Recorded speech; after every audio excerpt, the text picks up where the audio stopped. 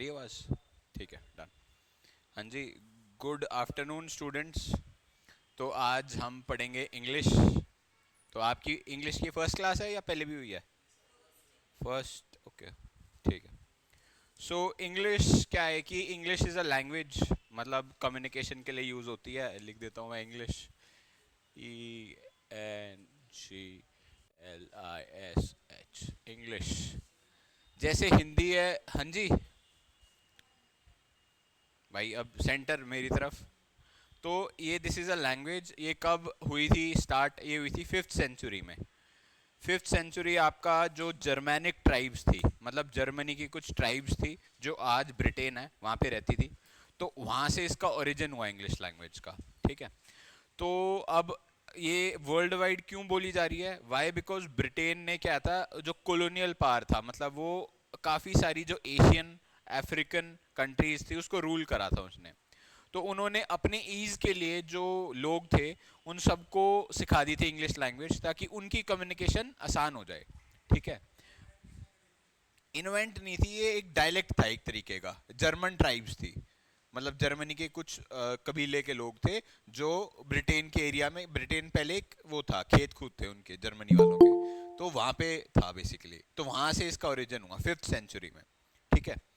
तो ये इंपॉर्टेंट नहीं है, जस्ट एज एन इंट्रोडक्शन आपको पता होना चाहिए भाई, आप एक लैंग्वेज पढ़ रहे हो। तो इसमें क्या होता है, दो प्रकार की चीज़ें होती है। That means it is two types. One spoken English, एक है आपका एग्जाम रिलेटेड इंग्लिश। इंग्लिश क्या है कि basically if I am speaking something, तो आपको समझ आ रहा है, the work is done. But अगर क्या है कि मैं कहूँ कि हमें एग्जाम में परफॉर्म करना है, तो एग्जाम में परफॉर्म करना है, there are some rules, there are some aspects जो आपने ध्यान रखना है ताकि आप वहाँ गलती ना करो। ठीक है, वो थोड़ा रिटर्न इंग्लिश वाला कॉन्सेप्ट आ जाता है। ठीक है। तो पहले हम एक बार ना सिलेबस का ओवरव्यू ले लेंगे कि what exactly we want to study, कि हम एग्जाम क्रैक कर दें। ठीक है। तो जो इंग्लिश है वो 3 कैटेगरीज में डिवाइडेड है। Category 1 is grammar. ग्रामर, अब इसमें आपका क्या क्या आएगा? Spotting the error,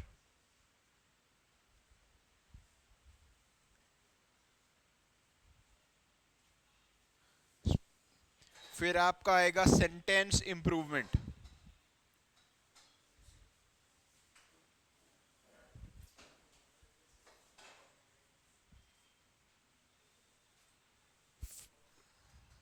para jumble.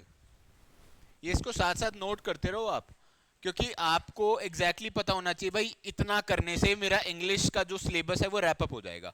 मतलब this is the basic index of English. Para jumble. फिर आपका आ जाता है डायरेक्ट इनडायरेक्ट।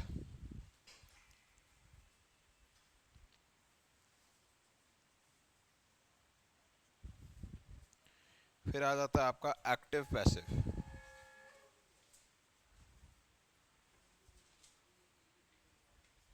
ठीक है। ये आपकी चीजें हैं जो ग्रामर का पार्ट है। ठीक है, हाँ जी, एक बार नोट कर लो ना। तो if you talk about spotting the error, तो इसमें क्या होगा आपका, there would be a passage. मतलब यहाँ पे एक सेंटेंस लिखा हुआ है, ये सेंटेंस बी है और ये सी है। मतलब जैसे इसमें लिखा हुआ I am going to college. ठीक है। और एक डी भी ऑप्शन आपको मिलेगा जिसमें लिखा होगा नोन ऑफ द अबव। अब जैसे इसमें क्या है, क्वेश्चन आपको ऐसा आएगा कि मतलब एक सेंटेंस लिखा होगा, उसको मल्टीपल सेगमेंट्स में इसको डिवाइड कर रखा होगा। ठीक है। तो आपने, उन्होंने पूछेगा भाई एरर कहाँ पे है, अब ये तो जैसे सही है, तो उन्होंने क्या कर रखा होगा, I am go to college ऐसा लिखा होगा। ठीक है। तो यू नो कि भाई ये गलत है, ये वाला सेगमेंट, तो आपको बी को टिक करना है, मतलब दिस, ये एक ऐसा रहता है। तो जनरली इसमें क्या होता है, टेंसेज इन्वॉल्व रहते हैं, कि टेंसेज गलत हो गए, या कोई जैसे फर्स्ट फॉर्म है वर्ड की, वर्ब की, या कोई पास्ट टेंस में लिखा हुआ है, उन्होंने फ्यूचर वाला लिख दिया या इन्होंने प्रेजेंट लिख दिया। तो इस कॉन्टेक्स्ट में ज़्यादातर चीज़ें रहती हैं। ठीक है।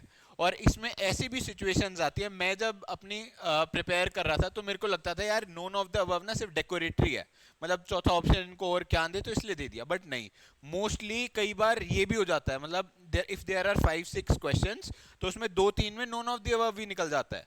ठीक है, तो इट्स योर इंटेलेक्ट या आपकी जो अंडरस्टैंडिंग है इंग्लिश के ऊपर कि वो कैसे क्या है, आगे हम रूल्स भी देखेंगे। फिर है आपका सेंटेंस इंप्रूवमेंट। फॉर एग्जाम्पल एक सेंटेंस है, उसको आप कैसे इंप्रूव कर सकते हो, इसमें क्या होता है, जैसे वन वर्ड सब्सटीट्यूशन होता है आपका, जैसे there is a large sentence, उसका एक वर्ड आ जाता है। फॉर एग्जाम्पल जैसे कॉन्स्टिट्यूशन है, तो अब मैं बता रहा हूँ कि उसमें एक ऐसी चीज है जिसमें आर्टिकल्स हैं, पार्ट्स हैं, शेड्यूल हैं, रूल्स रेगुलेशंस हैं ऑफ द कंट्री हैं, फ्रेमवर्क है। अब उसका मैंने एक ही वर्ड बोल दिया कॉन्स्टिट्यूशन, तो ये अब मैंने अपनी पूरी बात को एक ही वर्ड में बोल दिया कॉन्स्टिट्यूशन। अब आपको समझ में आ गया उसमें पार्ट्स भी हैं, आर्टिकल्स भी हैं, और रूल्स रेगुलेशंस भी हैं, फ्रेमवर्क भी है, सब के सब कुछ है, तो वो सेंटेंस इंप्रूवमेंट आ जाता है। तो वो उस पार्ट का मतलब वो जो पार्ट है that comes under the sentence improvement. तो इसमें भी मल्टीपल टाइप्स होते हैं, जैसे हमने कल मल्टीपल टाइप्स पढ़े थे, तो इसमें भी सेम रहता है। फिर आ जाता है आपका पैरा जंबल। पैरा जंबल में आपको क्या होगा, there would be a sentence, मतलब for example anything written over here, फिर ए बी सी, और फिर एक एंडिंग स्टेटमेंट, यहाँ पे starting statement start and there would be an ending statement. तो क्वेश्चन होगा कि ये स्टार्ट है, ये बीच में ये 3 लाइंस हैं और ये एंडिंग स्टेटमेंट है, तो बताओ ऑन योर इंटेलेक्ट कि इसके बाद क्या आना चाहिए। मान लो जैसे option should be A B C, B C A, या सी ए बी, मतलब ऐसे करके इसी को सफल करके बता रखा होगा।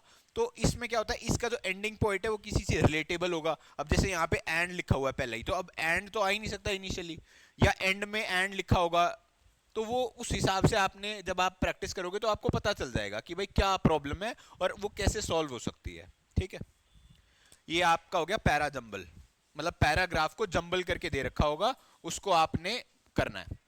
ठीक है, then comes direct indirect. Direct indirect भाई आपने कर रखा होगा अपने बचपन में।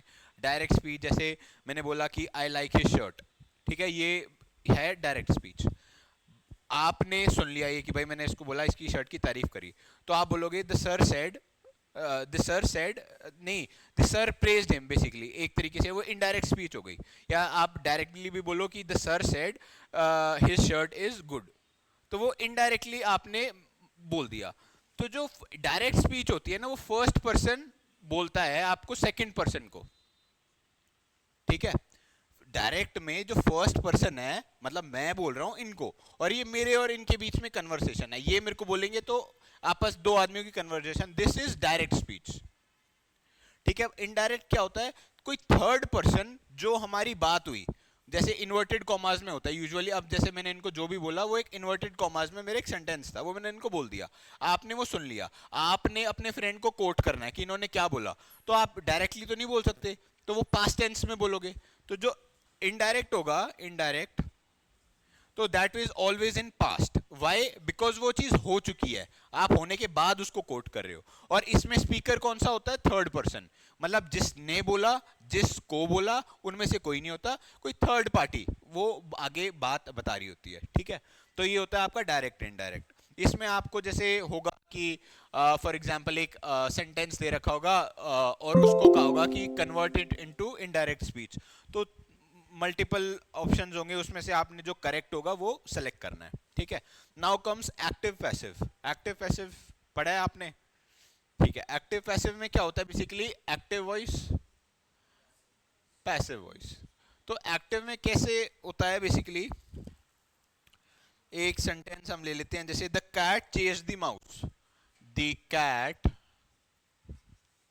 Chased the mouse. ठीक है, अब इसमें क्या है, ये सब्जेक्ट है, एस यू बी सब्जेक्ट, ये आपका ऑब्जेक्ट है। ठीक है, और ये आपका वर्ब है। ठीक है, तो ये हो गया आपका एक्टिव वॉइस। अब पैसिव वॉइस में कुछ नहीं होता, जो ऑब्जेक्ट है वो सब्जेक्ट बन जाता है, जो सब्जेक्ट है वो ऑब्जेक्ट बन जाता है। अब इसको कैसे रिफ्रेज करेंगे, जैसे ये है आपका पैसिव, पैसिव, तो ये होगा आपका द माउस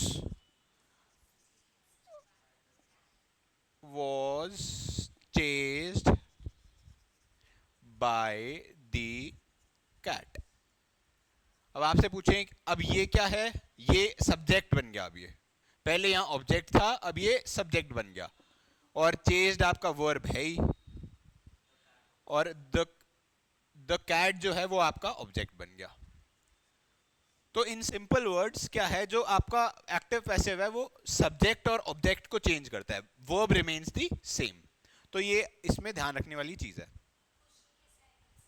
इसमें क्वेश्चन ऐसे ही आएगा कि there would be a sentence, active voice लिखा होगा उसमें, और उसमें लिखा होगा convert it into passive voice. तो उसमें मल्टीपल वो दे रखे होंगे उन्होंने, किसी में वो चेज हटा देगा, या वॉज की जगह जैसे क्या होता है पैसिव भी यूजुअली पास्ट में होता है, बिकॉज वो कर रहा है। तो मतलब पास्ट में ना भी हो, मतलब it depends on the situation. तो कई बार वॉज हटा देगा, द माउस इज लिख देगा, द माउस इज चेज्ड, या चेज की जगह बाय हटा देगा, मतलब कुछ ऐसा मिस कर देगा। तो वो जो मोस्ट एक्यूरेट है ना, वो आपने फोकस करना है।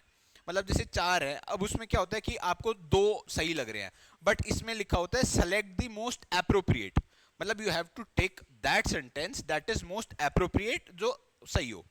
तो ये आपका एक्टिव पैसिव हो गया। ठीक है, यहां आपका ये जो ग्रामर है ये कंप्लीट हो जाती है।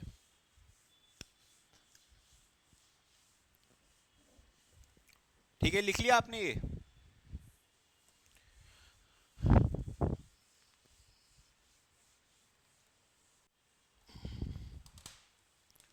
अब आता है second part of English, that is vocabulary. Vocab, ठीक है, वोकैबलरी। तो इसमें क्या आता है आपका, एंटोनिम्स, सिनोनिम्स,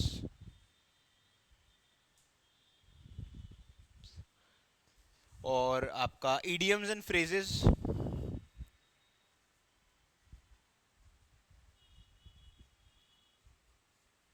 आपका phrasal verbs,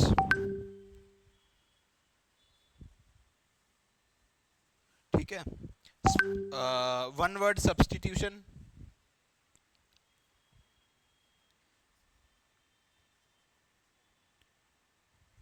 and then come spelling test.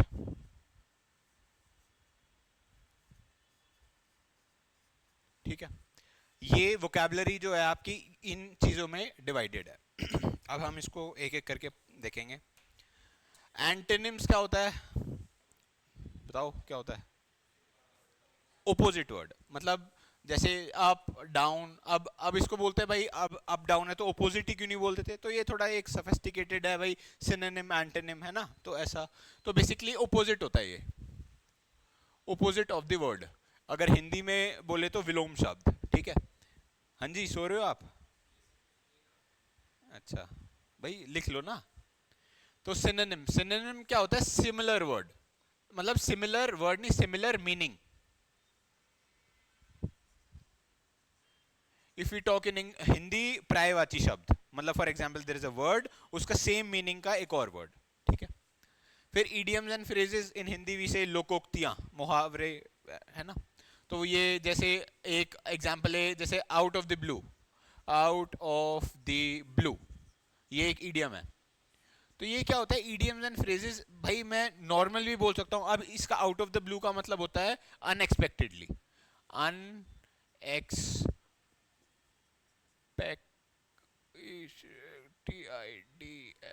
ठीक है, अनएक्सपेक्टेडली मतलब होता है इसका। ठीक है, अब मैं भाई सीधा ही बोल दूं, फॉर एग्जांपल मैं मार्केट में नीचे घूम रहा था कि भाई I met my school friend unexpectedly, ये सिंपल बोल दिया मैंने।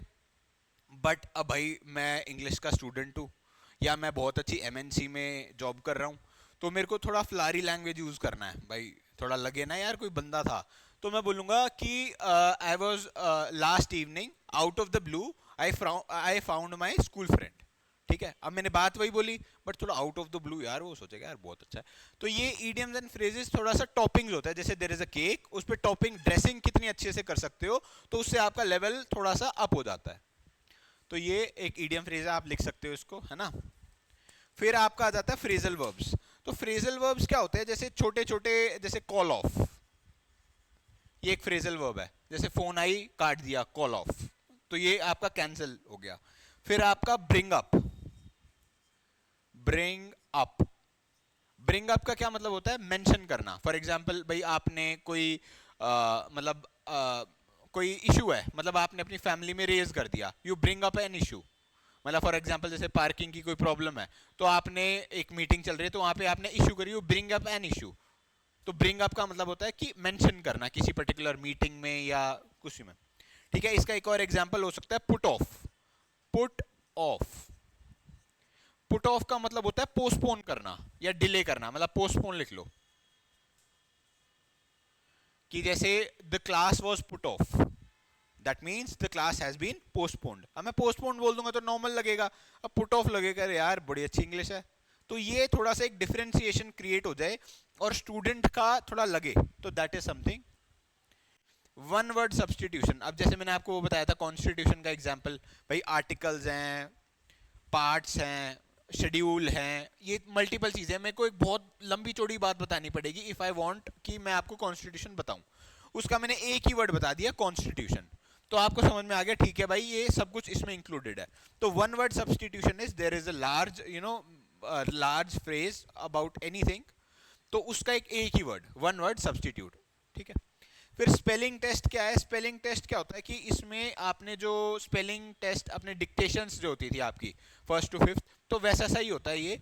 तो इसमें क्या होगा, आपके चार क्वेश्चन, मतलब एक जैसे इन्वायरमेंट लिखा हुआ है, ई आई आर, ठीक है, इन्वायरमेंट लिख दिया आपने, ठीक है। तो इसमें क्या होगा, मल्टीपल स्पेलिंग्स होगी। जैसे इन्वायरमेंट में आई की जगह ई लिख दिया, वी की वी और ये इधर रिप्लेस कर दिया, ये एन और एम को रिप्लेस कर दिया। ये तो मैंने एक बहुत वैसा एग्जांपल दिया है। तो ये चार जगहों पे इन्वायरमेंट अलग अलग तरीके से लिखा होगा। तो इसमें पूछेगा कि टिक दी एप्रोप्रिएट वन, तो उसमें वो एप्रोप्रिएट वन को टिक कर देते हैं। तो ऐसा ये आता है। या ऐसा भी हो सकता है उसमें इन्वायरमेंट, यहाँ पे इन्वायरमेंट लिखा हो, यहाँ पे कोई और वर्ड लिखा हो, यहाँ कोई और वर्ड लिखा हो, यहाँ कोई और वर्ड लिखा हो, चारों वर्ड्स डिफरेंट है। तो उसमें क्या होगा कि कोई भी एक रैंडम वर्ड गलत होगा। तो वो यूजुअली क्या होता है जिसमें जैसे डबल टी आता है, या मतलब ऐसे जो ऑफन कंफ्यूज कर जाता है स्टूडेंट, तो वो रहता है। ठीक है, this comes your vocabulary. One word substitution, इसमें, हाँ इसमें क्या था, जैसे आर्टिकल, शेड्यूल, मैं मल्टीपल चीज बता रहा हूँ अबाउट द कॉन्स्टिट्यूशन। जैसे कॉन्स्टिट्यूशन ऑफ इंडिया है, तो मैंने मल्टीपल चीजें बताई उसके बारे में। जैसे उसमें क्या होता है, आर्टिकल्स होते हैं, रूल्स एंड रेगुलेशंस होते हैं, फंडामेंटल राइट्स होते हैं, डायरेक्टिव प्रिंसिपल्स होते हैं। क्या? नहीं नहीं नहीं, पूछेंगे नहीं, मतलब वो सब्सटीट्यूट करना है। मतलब एक बड़ा सा लाइन लिखी होगी, मतलब ये जो मैं आपको बता रहा हूँ, और उसमें करेगा substitute it by one word. ठीक है, तो वो आपको बताएगा भाई आर्टिकल्स भी हैं, फंडामेंटल राइट्स भी हैं, ड्यूटीज भी हैं, तो ये किस में है? कॉन्स्टिट्यूशन में है। उसका कुछ और लिख देंगे, कोई लॉ लिख देंगे, कोई लॉ लिख देंगे उसकी जगह, या उसकी जगह और कोई जैसे पेपर या करिकुलम लिख देंगे, करिकुलम लिख देंगे, एक कॉन्स्टिट्यूशन लिख देंगे। तो यू नो कि ये सारी चीजें कॉन्स्टिट्यूशन में होती है, करिकुलम में नहीं होती। या जैसे इसमें सिलेबस भी लिख सकते हैं, मतलब ऐसे कुछ भी रैंडम रिलेटेड वर्ड्स। तो उसमें क्या है कि वो बड़े से पैराग्राफ को आपने एक वर्ड में सब्स्टिट्यूट करना है। और ये वाइसा वर्सा भी हो सकता है कि फॉर एग्जांपल इन्होंने कॉन्स्टिट्यूशन लिख दिया और उसकी एक लाइन लिख दी कि भाई उसमें ये भी होता है, ये भी होता है, ये भी होता है। अब उसमें क्या कर दिया, एक में लिख दिया इन्होंने आर्टिकल्स एंड शेड्यूल, फिर दूसरे में लिख दिया आर्टिकल्स एंड, इसको मैं इरेज कर देता हूं, है ना। तो उसमें मतलब मोस्ट एप्रोप्रिएट, इसमें आर्टिकल भी लिख दिया और पार्ट्स भी लिख दिया। दूसरे वाले में आर्टिकल्स, पार्ट्स और शेड्यूल भी ऐड कर दिए। नीचे वाले में ए पी एस ये भी लिख दिया और प्लस लॉज रेगुलेशंस भी लिख दिया। तो इसमें मोस्ट एप्रोप्रिएट करेक्ट तो ये भी है, ये भी है, बट मोस्ट एप्रोप्रिएट ये करेक्ट है। और ऐसा भी हो सकता है इसमें एक चीज अलग डाल दी हो तो वो नहीं है। जैसे उसमें मान लो भारतीय आचार संहिता डाल दिया, तो that is not part of the constitution, that is totally different. तो ये आपका वोकैबुलरी का पार्ट है, ठीक है।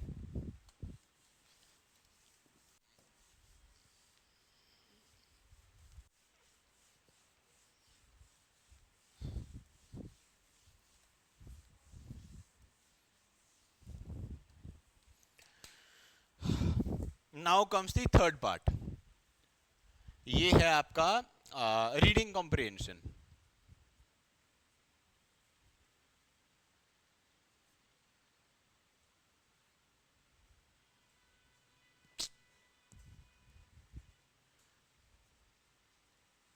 रीडिंग कॉम्प्रिहेंशन, इसमें आपको क्या होगा कि there would be a passage,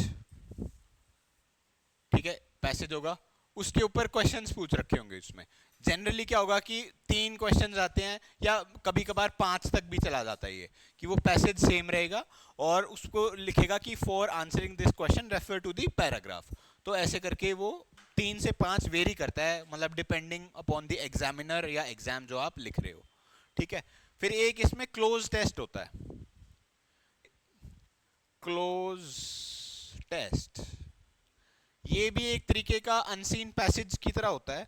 तो उसमें क्या होगा कि एक पैराग्राफ लिखा होगा, there would be a paragraph, तो उसमें ऐसी सेंटेंसेस लिखे होंगे, बीच में ऐसे लिखा होगा ए और एक डैश बना होगा, फिर उसके बाद लिखा होगा थोड़ा सा, फिर बी लिखा होगा और फिर डैश, ऐसे करते करते 4-5 ऐसे आपको फिलिंग द ब्लैंक्स मिलेगा। अब इसमें कोई ऐसा कॉन्सेप्चुअल चीज नहीं आएगी, इसमें क्या आएगा, जैसे कोई टेंस है, जैसे हैव, एक जगह हैव लिखा होगा, उसके बाद लिखा होगा हैवंट, या मतलब ऐसे करके कुछ डिफरेंट चीजें लिखी होगी जो आपने इसमें फिल करनी है, और that is totally not related to GK या जीएस जो आपकी स्टैटिक पार्ट है, वो इंग्लिश की जो टेंसेज रिलेटेड है वही होगा, ठीक है, या टेंस, हाँ, ठीक है।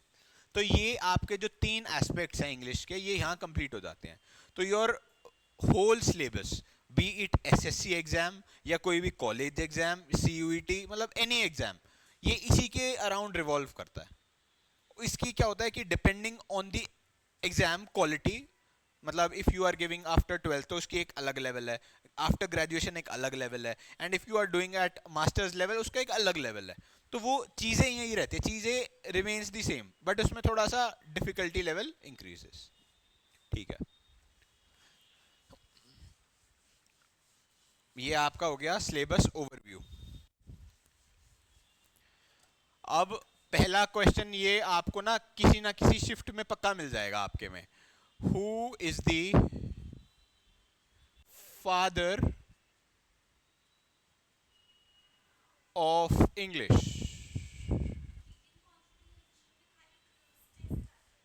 नहीं, रीडिंग कॉम्प्रिहेंशन भी आएगा और क्लोज टेस्ट भी आएगा, मतलब इट डिपेंड्स, मतलब कॉम्प्रिहेंशन यूजुअली आता ही है, तो क्लोज टेस्ट भी आ जाता है। बताओ भाई, who is the father of English? William Shakespeare का नाम सुना है? वो नहीं है इसका, ठीक है। इसका नाम है, लिख लो, ये कभी कभार आ जाता है, ये GEO, जेफरी, और आगे इसका है चौचर, ठीक है, ये है बंदा, he is the father of English.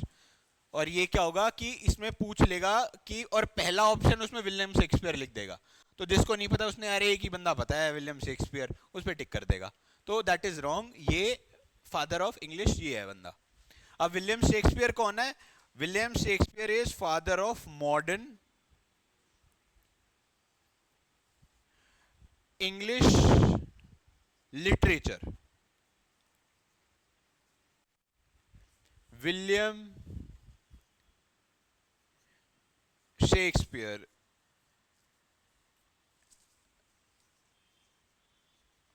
ठीक है, ये लिख लो, ये आपके देख लेना किसी ना किसी एग्जाम में ये क्वेश्चन आ जाएगा। और इंग्लिश ही पढ़ रहे हैं तो उसका फादर आपको पता होना चाहिए, जैसे किसी भी, जैसे साइंस है वो है, तो यहाँ से ओरिजिन हुआ था। और मैंने आपको बता दिया कि ये 5th सेंचुरी में हुआ था, और जर्मैनिक ट्राइब से जो ब्रिटेन वाले एरिया में रहती थी, उनके खेत खलियान थे वहां पे वो रहते थे, ठीक है। लिख लिया? स्पेलिंग देख लेना अच्छे से, है ना।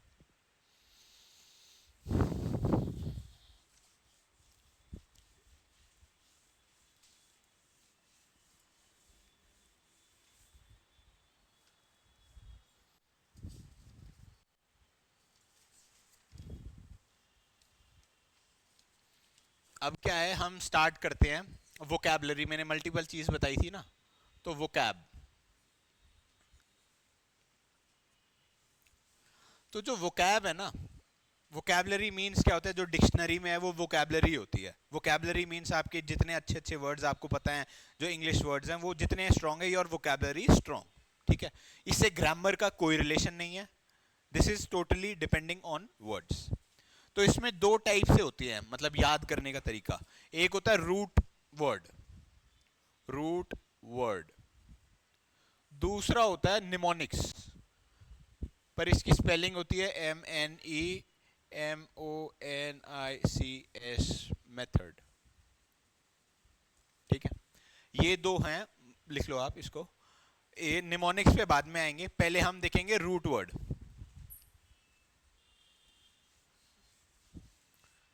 तो जो रूट वर्ड है ना, रूट वर्ड में क्या होता है, देयर इज अ वर्ड, इसके पहले अगर कुछ लिखा होगा तो that is known as prefix, और बाद में लिखा होगा तो सफिक्स। ठीक है, और ये रूट वर्ड होता है। ठीक है, और ये दोनों एक साथ एग्जिस्ट नहीं करते।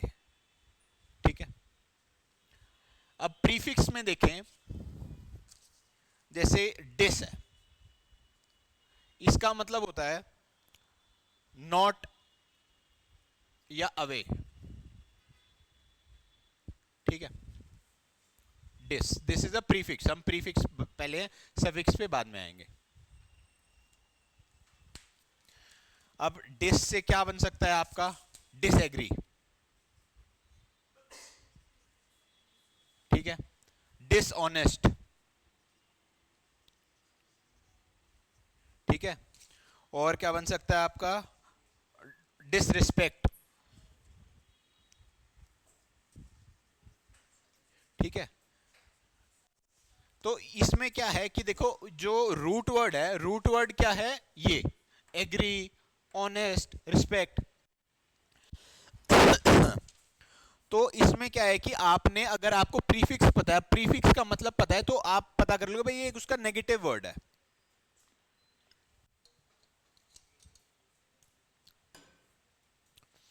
तो इसमें आपने दोनों वर्ड्स, और क्या होता है वोकैबुलरी में कई बार नहीं पता होता, मतलब फॉर एग्जांपल आपको रूट वर्ड नहीं पता, आपको ये पता है इसका मतलब, और अगर रूट वर्ड पता है तो इसका नहीं पता, तो फिर both the things have to come together. तो इसका एक और एग्जांपल देखते हैं।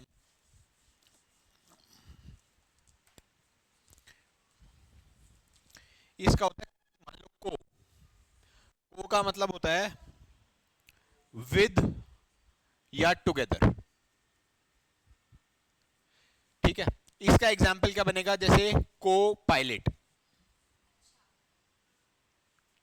ठीक है, को पैसेंजर। ठीक है, आपका बन गया को ऑथर, मतलब मैं एक बुक लिख रहा हूं तो उसका मैं, I am the main author, I have another person, उसको को ऑथर, मतलब उसके साथ में कौन बंदा है।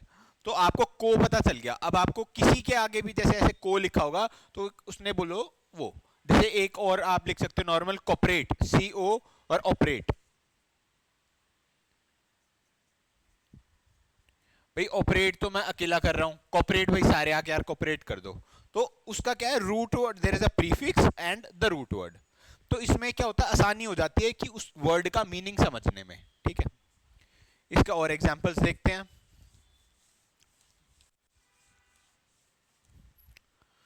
मोनो, मोनो का क्या मतलब होता है, सिंगल, वन, सिंगल। ठीक है, अब इसका कोई वर्ड बताओ, मोनोपोली। आपने, मोनोलॉग, वेरी गुड, मोनोपोली। पर आपने इकोनॉमिक्स पढ़ी होगी, तो इकोनॉमिक्स में मोनोपोली, मोनो इकोनॉमी, तो मोनो मीन सिंगल, एक ही आदमी है दैट इज रूलिंग। मोनोलॉग, तो उसमें क्या है कि I am the only person who is speaking, तो वो मोनोलॉग। तो अब इसमें क्या है कि ये एक पर्सपेक्टिव बदल देता है किसी भी वर्ड को समझने का। तो अगर आपको मोनो पता है, अगर मान लो जैसे मोनोपोली नहीं है या मोनोलॉग नहीं, कुछ ऐसा मोनो से रिलेटेड कुछ आ गया, तो यू नो कि यार ये तो सिंगल कुछ है। तो कई बार क्या होता है कि आपके 4 ऑप्शंस दे रखे होते हैं, तो 2 तरीके होते हैं, या तो बाय सिलेक्शन, भाई मेरे को पता है बी सही है, I directly go and tick. But अगर मेरे को मतलब नहीं आता, तो you go by elimination method. Elimination method में क्या होता है भाई, देखो सी और डी तो थोड़ा प्लूरल सा लग रहा है, मतलब दैट इज नॉट सिंगुलर, तो आप इसको एलिमिनेट कर देते हो कि भाई ये दो तो नहीं है, अब ए या बी में से है। तो आपके क्या है, 50% चांसेस बढ़ गए, मतलब यहाँ पे अगर सही करने के 25% चांस था, तो यहाँ पे आपका 50% हो गया कि भाई 50% चांसेस आर देयर कि यू टिक दैट। तो उसमें क्या होता है कि अब इन दोनों में से सेलेक्ट करना है, तो आपकी जो आंसर करेक्ट करने की जो प्रोबेबिलिटी है वो बढ़ जाती है। तो this is by root word. इसका एक और ले लेते हैं हम।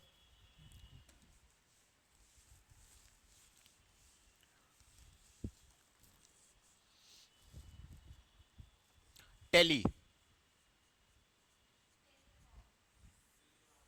टेली का मतलब होता है फ्रॉम या फिर ओवर अ डिस्टेंस। ठीक है, इसमें आपका टेलीफोन आ गया,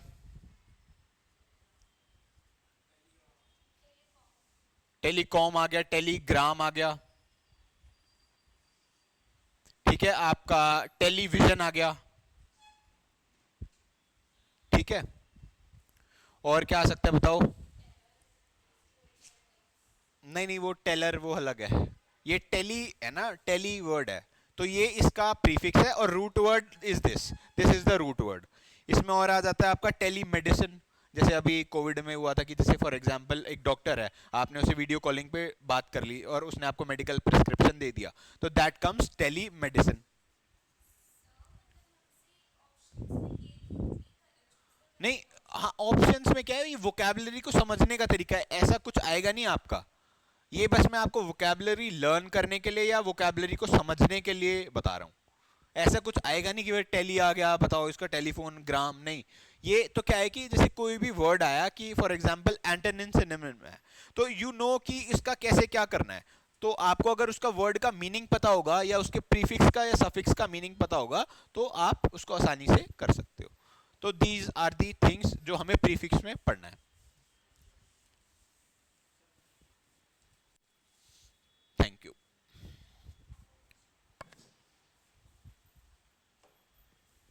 ठीक है भाई। तो अब आपका ये हो गया सब प्रीफिक्स। ठीक है, प्रीफिक्स आपको समझ में आ गया, जो रूट वर्ड है उससे पहले। ठीक है, नाउ कम्स सफिक्स। सफिक्स में क्या होता है? लॉजी। एक वर्ड है, जैसे हम ये पढ़ेंगे लॉजी। लॉजी का मतलब होता है स्टडी। ठीक है, ठीक है, जैसे बायोलॉजी, बायोलॉजी,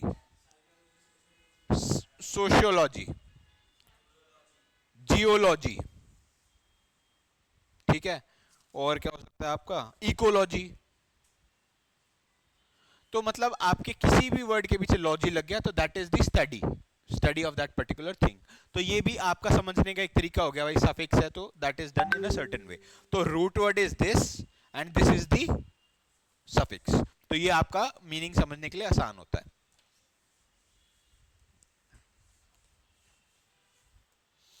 इसका एक और एग्जांपल देख लेते हैं, I S T, this is also a suffix. तो ये क्या होता है? बेसिकली एक्सपर्ट होता है एक तरीके से, किसी के आगे भी लगा दोगे ना ये, तो ये उस चीज का एक्सपर्ट बन जाएगा। इसका बेस्ट एग्जांपल है साइंटिस्ट। भाई साइंस का जो एक्सपर्ट है दैट इज साइंटिस्ट। ठीक है, डाइटिस्ट, फिस्ट क्या? तो वो थोड़ी कर मुक्के मारने का नहीं, ये रूट वर्ड है ना, तो एफ कोई रूट वर्ड नहीं है ना। तो साइंस का डाइट का डाइटिस्ट बन गया आपका। ये इसमें डेंटिस्ट भी आ गया था, मैथमेटिस्ट, क्रिमिनलिस्ट कुछ नहीं होता। ठीक है, पियानो का होता है पियानिस्ट, जो पियानो बनाता है। तो इसमें क्या है कि आईएसटी, अब आप जैसे देखोगे ना तो आईएसटी किसी के भी आगे लगा होगा तो that is the expert of that particular field, जो उसका रूट वर्ड है। तो उससे आपको क्या है, उसका मीनिंग जानने में या एंटोनिम सिनोनिम में कई बार क्या होता है कि नहीं समझ में आता है, एंटोनिम सिनोनिम आपने पढ़ ही नहीं रखा, तो अगर ये ऐसे लिखा होता है तो द जॉब इज इजी और आप कर लेते हो। ठीक है, अब इसका एक और एग्जाम्पल देखते हैं। इसका एग्जाम्पल है साइड, CIDE। साइड पता है क्या होता है? साइड का मतलब होता है टू किल। हाँ, ये सही पकड़ा है, सुसाइड। मेट्रीसाइड, मम्मी को मार दिया। पेट्रीसाइड, पापा को मार दिया।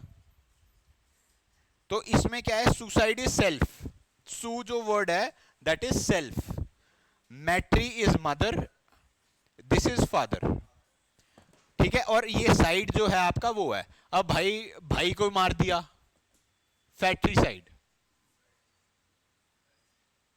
ठीक है, दिस इज ब्रो, बड़ा ब्रो मार दिया,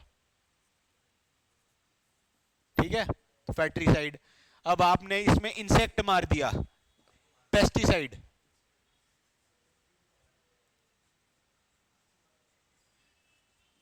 इंसेक्ट, हाँ जी, factory, F A, oh sorry, F A T, F A T R I, fratricide, ठीक है। पेस्टिसाइड में आपने इंसेक्ट को मार दिया, ठीक है। और एक इसमें और होता है होमोसाइड, इंसेक्टिसाइड, हाँ मतलब पेस्ट भी वही होते हैं ना, इंसेक्ट और पेस्ट एक तरीके। होमोसाइड, होमोसाइड होते हैं मतलब मल्टीपल ह्यूमंस को मार दिया, जैसे आपके हिटलर ने मारा था कि भाई आदमी के आदमी पूरी खत्म कर दी है, क्या मारा है। तो इसके बाद आपका होमोसाइड के जीनोसाइड भी होता है, भाई जीन, जीन खत्म कर दिया है ना। तो ये चीजें हैं जो आपको हेल्प करेगी रूट वर्ड। ये जो रूट वर्ड है, अब इसमें से या तो आप सफिक्स याद हो आपको, या प्रीफिक्स याद हो, या रूट वर्ड याद हो, तो उसके बाद आप उसका इजीली एंटोनिम भी बना सकते हो, सिनोनिम भी बना सकते हो, या वन वर्ड सब्स्टिट्यूट, मतलब एन नंबर ऑफ थिंग्स, किसी भी। अब ये जो कॉन्सेप्ट है, ये नहीं बता रहा वोकैब में ही काम आएगा, ग्रामर में भी काम आ सकता है। तो ये एक बड़ा टॉपिक है, ठीक है।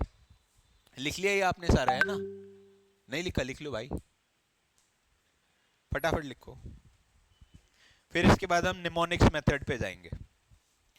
लिख लो, 2 मिनट दे रहा हूं, लिख लो।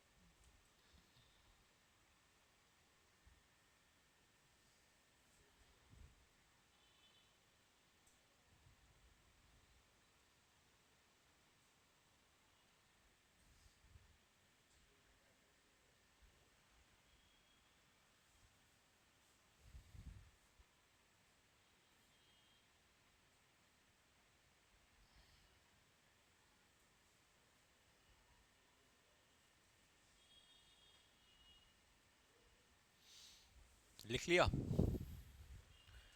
चलो।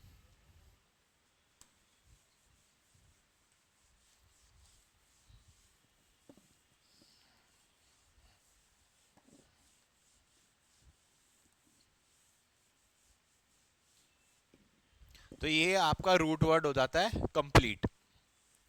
अब आता है निमोनिक्स मेथड। ये निमोनिक्स की हमेशा स्पेलिंग याद रखना, ये अलग होती है थोड़ी, MENEMONICS मेथड।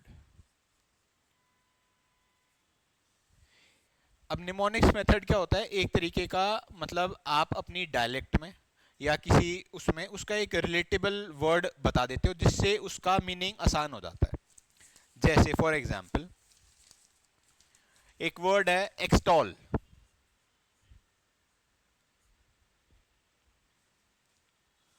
अब ये वर्ड आ गया, आपको इसका मीनिंग नहीं पता, आपने निमोनिक्स मतलब अपने हिंदी के कॉन्टेक्स्ट में, यार ये कैसा लग रहा है, ये थोड़ा एक्स्ट्रा टॉल सा लग रहा है, एक्स्ट्रा टॉल, ये निमोनिक्स है, ये इसका मीनिंग नहीं है। तो the person who is extra tall, मतलब if he a person is 6.5 और अच्छी फिजिक है, तो वो क्या होगा, अट्रैक्टिव, ठीक है। तो उसको क्या करेंगे, अप्रिशिएट करेंगे या प्रेज करेंगे, प्रेज या अप्रिशिएट, ठीक है। मतलब एक्सटॉल का जो मीनिंग है दैट इज प्रेज या वो, तो वो इससे आपने एक रिलेटेबल वर्ड सोचा और आपने उसको मतलब मीनिंग याद कर लिया। अब एक और हो गया, साइनासोर। Dinosaur, very good. अब डायनासोर मैंने, इससे रिलेटेबल वर्ड है डायनासोर, ठीक है। अब क्या होता है, साइनासोर का मतलब होता है सेंटर ऑफ अट्रैक्शन।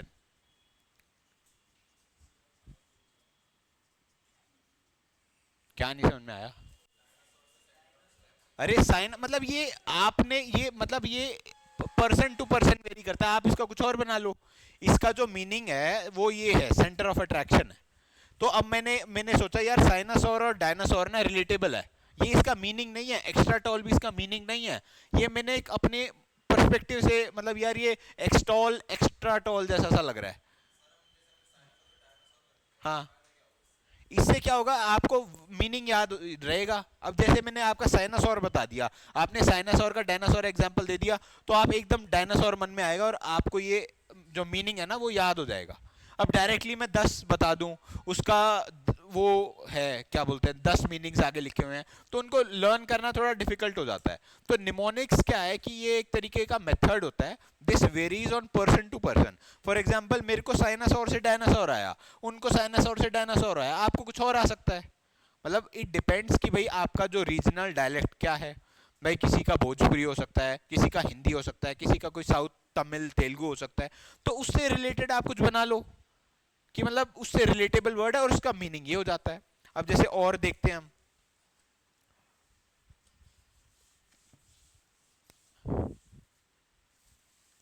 मतलब ये कंपलसरी नहीं है कि आपको यही आए, मतलब it varies on person to person. और ये भी नहीं कि आप इसको निमोनिक मेथड को मानो, इट टोटली डिपेंड्स। अगर आप डायरेक्टली रट सकते हो तो रट लो, इससे अच्छी बात ही नहीं। वर्ड है लेथार्जिक, लेजी सॉरी लेजी। तो लेजी, इसका मतलब इसका मेरे को मतलब लेजी, अब आपको पता है भाई, इनको नहीं पता लेथार्ज, फॉर एग्जाम्पल पीछे वाले को नहीं पता, तो इसका लेटा लेटा सा वर्ड सुनाई दे रहा है ये, मतलब ठीक है। तो लेटा हुआ क्या होगा, लेजी, ठीक है, इनएक्टिव। तो मतलब इससे एक रिलेटेबल वर्ड आप सोच लो, और फिर उतने मान लो आपने 100 वर्ड ऐसे लिख लिए, तो 100 में से एक दो तो फंस जाएगा मतलब क्वेश्चन, और एक दो ही आपको सिलेक्शन दिला देगा। मतलब इन कॉम्पिटिटिव एग्जाम्स में कोई पास नहीं होना, मतलब कि भाई मैं 60 चाहिए बस हो जाऊंगा पास, नहीं। इसमें क्या होता है कि इससे बेटर परफॉर्म करना है। अब उससे कैसे बेटर परफॉर्म कर पाएगा, बेटर स्ट्रैटेजी या बेटर कुछ ऐसा मेथड वगैरह लगा के ऐसे। ठीक है, एक और वर्ड करते हैं, मैग्नानिमस।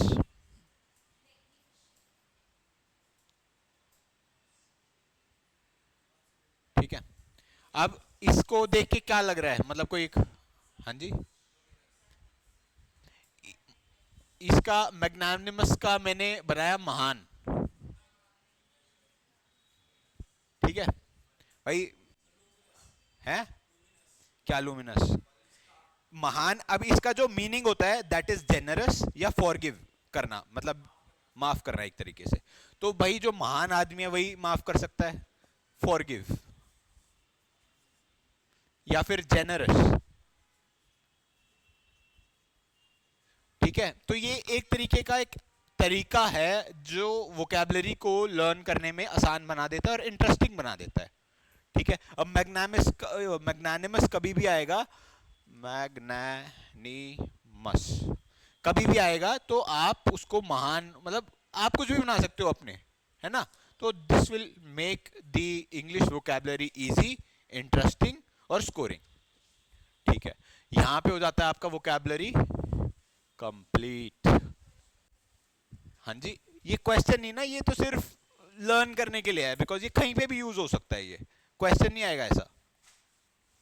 मतलब ये कोई भी वर्ड आ जाएगा कि जैसे मैग्नानिमस है तो उसमें बताएगा कि 4 ऑप्शंस दे रखे होंगे, तो उसमें पूछेगा कि इसका एंटोनिम बताओ या सिनोनिम बताओ। तो वो आपको अगर मैग्निफिस ये मैग्नानिमस का मतलब ही नहीं पता तो उसका एंटोनिम सिनोनिम क्या बताओगे, तो ये वहां हेल्प करेगा। ठीक है,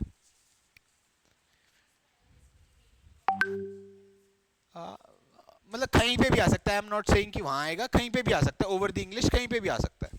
ठीक है, तो अब क्या है कि थोड़े से इडियम्स एंड फ्रेजेस कर लेते हैं। हेडिंग डालो इडियम्स एंड फ्रेजेस। तो इसमें क्या है कि मैंने ना एक लिस्ट बना रखी है जो मोस्ट रिपीटिंग क्वेश्चंस हैं, तो वो हम करेंगे, ठीक है। और मैं कहूंगा मीनिंग के साथ साथ ना अगर आप एक सेंटेंस भी बना लो तो that would be more easy, क्योंकि मीनिंग से याद नहीं होता, वो सेंटेंस आपको अगर बनाना आ गया ना तो वो आसानी से याद हो जाता है, ठीक है। पहला है cry over the spilt milk. Cry over the spilt milk, ठीक है, दिस इज अ इडियम। तो अब इसका क्या मतलब मीनिंग समझते हो आप? हाँ जी, हाँ, ठीक है, वन पर्सपेक्टिव, हाँ जी। डिक्टेशन, ठीक है। आप,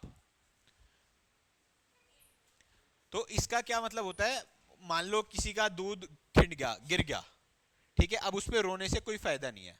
फॉर एग्जाम्पल आप आ रहे थे, आपका दूध बेचने जा रहे हो, आपका दूध गिर गया, अब वहां पे रो रहे हो बैठ के, अब भाई गिर गया, वो उल्टा तो डालोगे नहीं आप।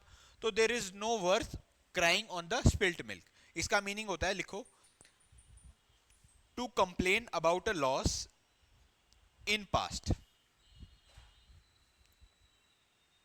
To complain about a loss in past, ये हो गया cry over a spilt milk, ठीक है। तो ये हमें जनरली नहीं करना चाहिए। इसका एक सेंटेंस आप एक थोड़ी जगह छोड़ लो, अभी लिखना अभी लिख लो, नहीं तो आप एज अ होमवर्क कर लेना, एक थोड़ी सी एक लाइन छोड़ दो, इसके मतलब cry over the spilt milk पे एक सेंटेंस आपने बनाना है, ठीक है। नेक्स्ट वर्ड इज, मतलब नेक्स्ट वो is beat around the bush. ये आपने सुना भी होगा, बीट अराउंड द बुश, ठीक है, यह एक आपका पर्सपेक्टिव है, हाँ जी। और बताओ क्या समझते हो, बीट मतलब हिंदी में वो करके करो ना, है मतलब एक बुश क्या होती है, झाड़ी, भाई थोड़ी बीट घुमा क्या फिरा होती है? के बात करना। हाँ जी, घुमा फिरा के बात करना। टू द पॉइंट बात नहीं करना। हाँ, टू द पॉइंट बात नहीं करना, वेरी गुड। मतलब क्या होता है कि मिसिंग द मेन एस्पेक्ट, इधर उधर मार रहा हूँ, मतलब क्या है कि मारना मेरे को इस पे है, ये बुश है, इसको नहीं मार रहा, बीटिंग अराउंड द बुश। मतलब ये क्या होता है, क्वेश्चन आंसर करने में, जैसे मैंने आपसे एक क्वेश्चन पूछा कि what is FDI, foreign direct investment क्या चीज है, तो आप मेरे को बता रहे हो ग्लोबलाइजेशन गा रहे हो, कभी कभी ये इंडिया की जीडीपी बता रहे हो, बट एफडीआई नहीं बता रहे। तो you are beating around the bush, you are talking topics related to it, but you are not doing the thing what I am asking। तो इसका होता है, लिखो, to avoid the main topic, ठीक है। मतलब बीट अराउंड द बुश का होता है, एक अराउंड में शायद ये डबल आर नहीं होता, एक ही आर होता है। क्या बोलते हैं, the student in the interview in, हाँ, बोर्ड एग्जाम का आ गया, वो आपका ओरिजिनल है। मैं कह रहा हूँ जो मैं बताऊंगा ना सेंटेंस वो मेरा ओरिजिनल होगा, बट जो आपका फर्स्ट क्लिक में आपको जैसे बोर्ड एग्जाम का आएगा, तो एग्जाम में भी वही क्लिक करेगा और उसी से आप रिलेट कर पाओगे, है ना। क्या बीट अराउंड द बुश, जैसे interview, there was an interview, the candidate was beating around the bush and not answering the question. For example जैसे कोई, अभी जैसे कंप्यूटर का कोई है, कंप्यूटर ऑपरेटर का कोई, तो उसको पूछा कि भाई ये बताओ कि भाई, मतलब फॉर एग्जाम्पल गूगल मीट कैसे चलाते हैं, तो वो और इंटरनेट बता रहा है, वो बता रहा है, बट ये नहीं बता रहा कि ये गूगल मीट कैसे चलाना है। तो he is talking to the topics related to it and not the topic what is asked, ठीक है। तो ये हो गया आपका ये बीट अराउंड द बुश का, अवॉइड द मेन टॉपिक।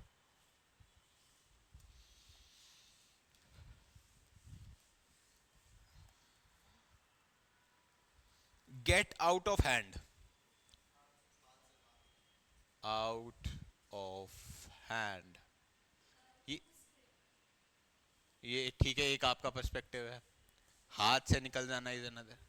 इसका होता है कि टू लूज कंट्रोल, जैसे बच्चा, भाई बच्चा हाथ से निकल गया, ये उस हिसाब से है, ठीक है। तो इसका जो है टू लूज कंट्रोल, ठीक है। फिर उसके बाद है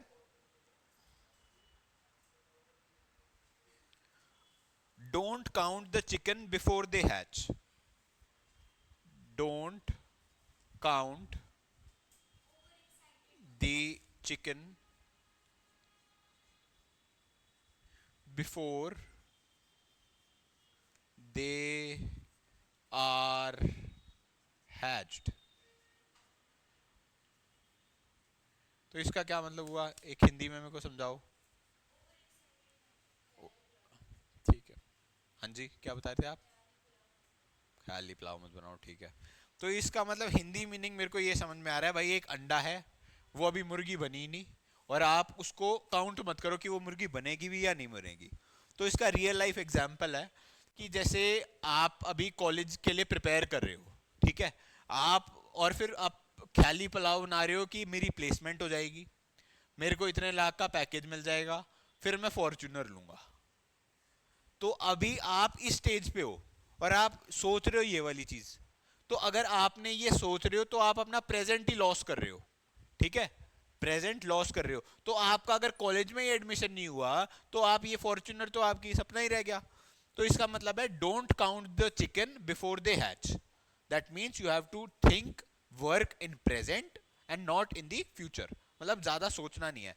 इसका लिखो, मतलब मैं एग्जैक्ट वो मीनिंग बताता हूँ. Don't plan anything, don't plan anything that depends on a good thing, that depends on a good thing you expect to happen in future. Good thing you expect to happen in future. ठीक है.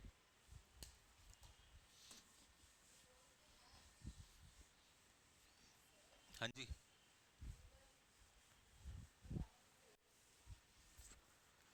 Don't count your chicken before they hatch.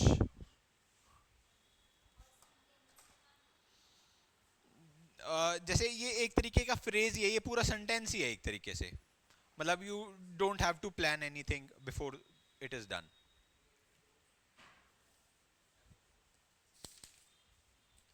ठीक है. Okay, ठीक है.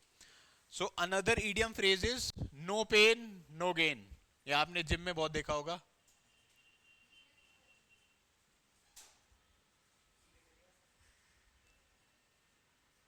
ठीक है. इसका आप लिख सकते हैं you can not achieve anything without any effort. तो ये क्या है, बिल्कुल बेसिक है, बट कई बार क्या होता है यही आपसे पूछ लेगा.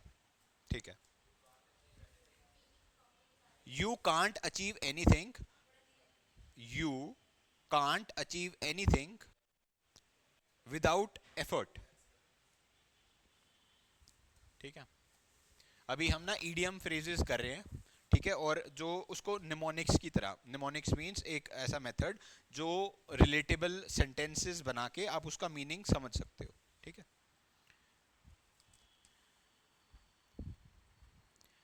Feel a bit under weather. Feel a bit under weather.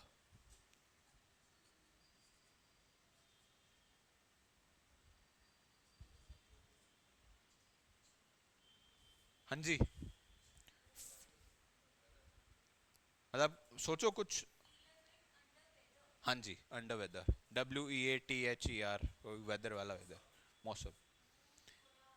हाँ, मूड थोड़ा अलग, वेरी गुड. तो इसमें क्या है बेसिकली, फीलिंग स्लाइटली इल. मतलब थोड़ा यार आज मन सा नहीं कर रहा, मतलब मूड, मूड इज नॉट, मतलब इल एक तरीके से. तो इसका the meaning is feeling slightly ill. Ill, ill, ILL. तो इसमें क्या है कि आप एक छोड़ लेना और इसका एक सेंटेंस बना लेगा. क्या होता है, when you know the meaning तो आप आसानी से कर सकते हो. बट क्या होता है, when you make a sentence out of it, तो वो आसान हो जाता है उसको मेमोराइज करना. वो आपको सेंटेंस क्लिक करेगा, मीनिंग इनिशियली शायद ना भी क्लिक करे. ठीक है.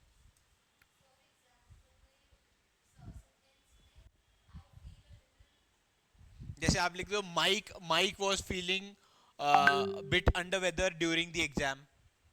ठीक है.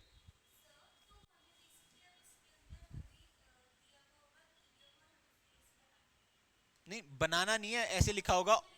उसका मीनिंग लिखा होगा, मीनिंग लिखा होगा, या फिर ऐसा लिखा होगा कि एक सेंटेंस लिखा होगा जिसमें ईडीएम बीच में आया हुआ है, तो उसमें एक अंडरलाइन होगा कि भाई अंडरलाइन का सेंटेंस बताओ। या फिर एक और दूसरा पर्सपेक्टिव ये हो सकता है, there would be a sentence जिसमें उसका मीनिंग यूज कर रखा होगा, तो उसमें बताओ कि कौन सा ईडीएम बेस्ट फिट होगा, मतलब वाइस वर्सा। बनाने के लिए तो कैसे देंगे ना वो टिक। अब जैसे फॉर एग्जांपल एक सेंटेंस लिखा हुआ है आपका, उसमें उसका मीनिंग लिखा हुआ है, ठीक है, मतलब इल लिख दिया मैंने, इल, तो इसमें ऑप्शंस जो आ गए ए बी सी डी, और इसी के रिलेटेड इन्होंने ऑप्शंस दे दिए, तो इसमें यह है कि मोस्ट अप्रोप्रिएट, ठीक है। हाँ हाँ, जैसे जो भी है वो हो जाता है। और मैंने आपको बता दिया कि कई बार क्या होता है, you don't go by selection, you go by elimination. तो एलिमिनेशन कॉम्पिटिटिव एग्जाम्स है, तो एलिमिनेशन मेथड ऑलवेज वर्क्स। तो आपकी जो प्रोबेबिलिटी है, द प्रोबेबिलिटी इंक्रीजेज बाय 50%, और 50% बहुत ज़्यादा होता है भाई, 25 कहाँ, और 1/4 से 1/2 आ जाएगा आपका, ठीक है।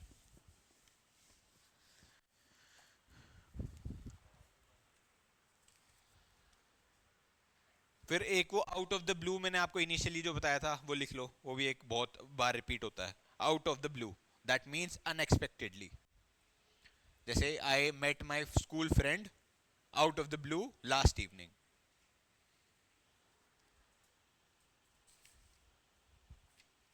फिर उसके बाद एक ये ना काफी कंफ्यूजिंग है, up in arms, up in arms.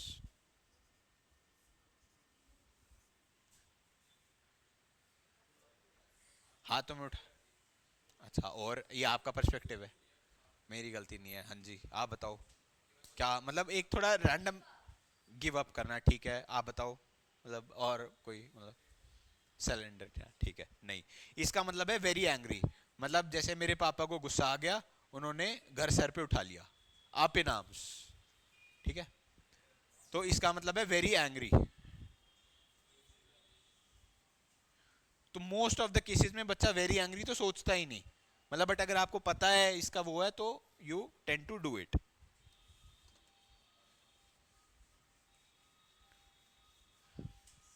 और मैं अगेन कह रहा हूं कि इसका अगर आप सेंटेंस बनाते रहोगे तो that would be very easy, ठीक है। एक और आ जाता है, rain on someone's parade, rain on someone's parade.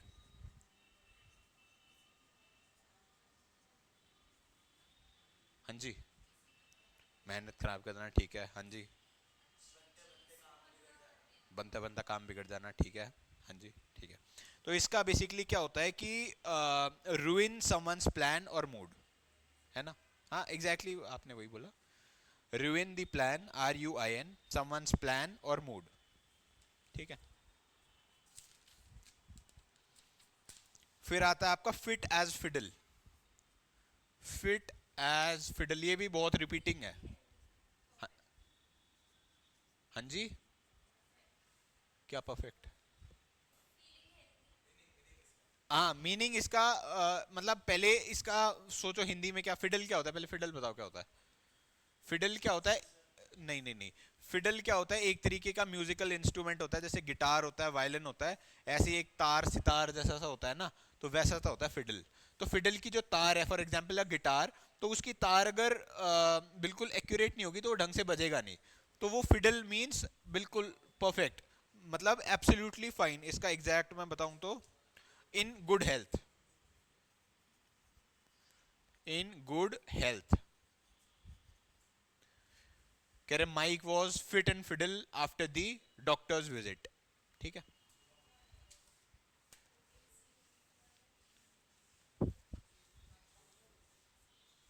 कितने हो गए, इसको नंबर कर रहे हो क्या, 10 हो गए, 15 करते हैं, ठीक है। Once in blue moon, Eid का चांद, वेरी रेयरली, तो ये भी बहुत बार आता है, once in a blue moon, direct लिख दो, हाँ जी, once in a blue moon, very very rarely, तो ये भी आप लिख सकते हो। फिर है हिट द बुक्स, पहले ये लिख लो वो वाला, हिट द बुक्स, और ये वो है जो मल्टीपल एग्जाम्स में रिपीट हो चुके हैं, मतलब they have the very high probability to be repeated again. हाँ जी, हिट द बुक, बुक्स, भाई मारना सर बुक्स में। इसका है कि स्टार्ट स्टडिंग सीरियसली, मतलब भाई आपका एग्जाम आ रहा है तो you have to hit the books. भाई आपका एग्जाम सीयूईटी है 30 डेज में है या 40 डेज में जो भी है, तो you have to hit the books hard if you want the selection. तो hit the books, start studying seriously.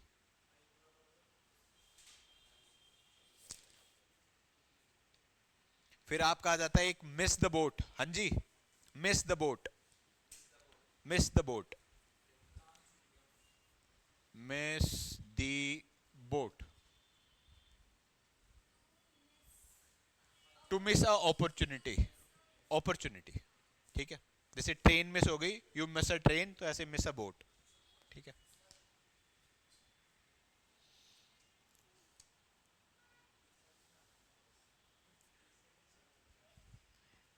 14 हो गए ना, 13 हो गए। इसमें एक लिख लो, when pigs fly, pigs fly. हाँ एग्जैक्टली exactly. कि मतलब डूइंग समथिंग, मतलब that never gonna happen, like something that will never happen, इसका मीनिंग व्हेन पिग्स फ्लाई। हाँ जी, व्हेन पिग्स फ्लाई लिख लिया। हाँ, impossible, that never gonna happen. जैसे मान लो जैसे sun you know comes from the east, तो ऐसा नहीं होगा ना वेस्ट से आ जाए, तो this is a universal truth. हाँ, when pigs fly it is impossible.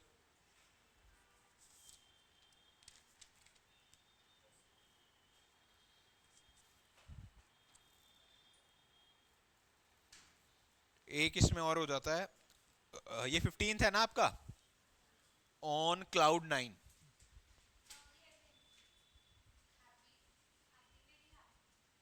हाँ, very happy, feeling feeling extreme Joy, मतलब जैसे बोलते हैं ना सातवें आसमान पे था भाई मैं, मेरा my exam when I crack the exam I was on the 9th cloud, ना क्लाउड 9, ठीक है। तो this is extremely happy Joy, आप लिख सकते हो, ठीक है। तो ये आप जैसे ऐसे मैंने आपको बता दिया, तो ऐसे और भी इडियम्स फ्रेजेस हैं जो आप करोगे, ठीक है। तो अब हम आएंगे थोड़ा सा एक एक्सरसाइज करेंगे, डिक्टेशन वाली एक्सरसाइज पे। तो 20 क्वेश्चन, वो 20 वो होगी डिक्टेशन, आप अपना वो लिख लो, मतलब नंबरिंग कर लो। आप भी अपनी नोटबुक निकाल सकते हो, you can take part in the activity. और इसमें कुछ ऐसा हार्ड एंड फास्ट वर्ड्स नहीं होंगे, मतलब सिंपल होंगे जो डेली यूज में आते हैं। बट ये क्या होता है, जो स्पेलिंग मैंने आपको बताया था ना, तो मल्टीपल स्पेलिंग्स होगी, उसमें से एक ऐसा सा लिखा होगा, तो you have to correct the correct spelling, ठीक है।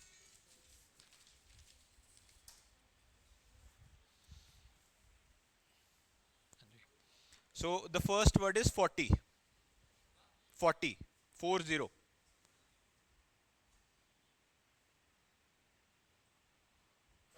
इसको उसमें लिखना है, मतलब 40 नहीं लिखना, अल्फाबेट। 12th,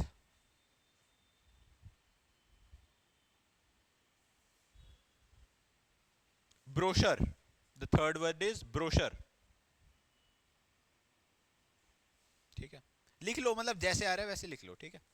देन कम्स अपोस्टफी, एक वो दो होते हैं ना, आपने बचपन से लगा रहे हो बट उसकी स्पेलिंग नहीं आती आपको, लिखो, नहीं जैसे आता है लिखो, मतलब ये आपके मोस्ट रिपीटेड क्वेश्चन, मतलब वो है स्पेलिंग्स।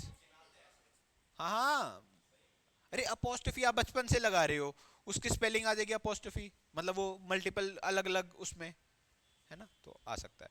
मतलब भाई देखो, आ तो कुछ भी सकता है, मतलब आप प्रिपेयर कर सकते हो कि मतलब the limited resources you have, है ना। फिर आर्मी की एक रैंक होती है कर्नल, तो वो लिखो स्पेलिंग।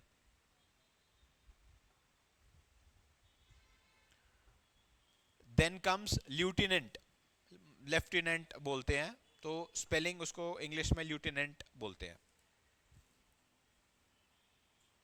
ठीक है। कितने हो गए, 6। सिगरेट, सिगरेट, वही वाली सिगरेट, धूम्रपान, इसको स्पेल करके लिखो। ठीक है। फिर आपका सेल्सियस, ये जो टेम्परेचर वाला होता है ना, सी, सेल्सियस। ठीक है। फिर आपका फ़ारेनहाइट, मतलब जो उसका अपोजिट रहता है ना, एफ। फिर उसके बाद एक्साइटिंग,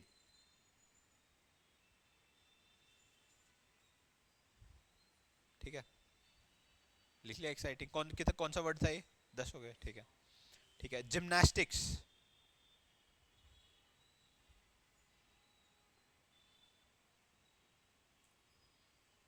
ठीक है। Chhattisgarh, Chhattisgarh, there is state in India called Chhattisgarh. ठीक है। Capital of Kerala, Thiruvananthapuram, Thiruvananthapuram. ये बहुत बार रिपीट हो चुका है, मतलब Thiruvananthapuram, this is a very big spelling, तो ये आपको आनी चाहिए। ठीक है। आप सब दिल्ली से ही हो, कनॉट प्लेस, नहीं नहीं, ठीक है। कैपिटल ऑफ मिजोरम, आइजोल, इजवाल बोलते हैं यूजुअली हम, बट उसको स्पेल करेंगे आइजोल। हाँ, इजवाल बोलते हैं वैसे हम नॉर्मल। हाँ, इजवाल ही लिखना है। मतलब कैपिटल ऑफ मिजोरम है इजवाल, मतलब बट आई एम टॉकिंग कि एग्जैक्टली इंग्लिश में क्या स्पेल करेंगे उसको, तो उसको आइजोल बोलते हैं। मतलब वो लोग भाई, what is the capital of Mizoram, that is Aizawl, ऐसे प्रोनाउंसिएशन ऐसे होती है। ठीक है। फिर आप लिख लो अफोर्डेबल,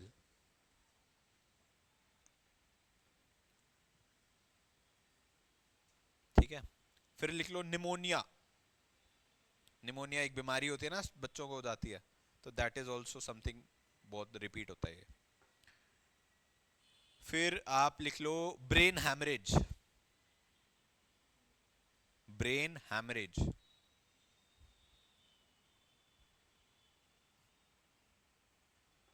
ठीक है। कितने हो गए? 19th। इंजीनियरिंग,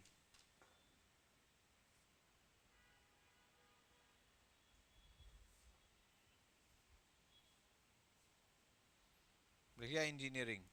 फिर और क्या लिखोगे? कॉन्स्टिट्यूशन लिख दो, कॉन्स्टिट्यूशन, ठीक है। 20 वर्ड्स हो गए। अब क्या करो, जो कॉपी है आपस में रिप्लेस कर लो। तो आप इनसे कर लो आप, हैं? अरे नहीं, मतलब मैं आपसे आपके नंबर नहीं पूछूंगा, बट ये आपका लेवल आपको पता चल जाएगा भाई, आपको कितनी इंप्रूवमेंट की जरूरत है। ठीक है। कर लिया आपने भी एक्सचेंज है? ठीक है। एवरीवन, किसी के पास आपके आपकी कॉपी है, आप भाई पीछे दे दो, आप उनसे ले लो।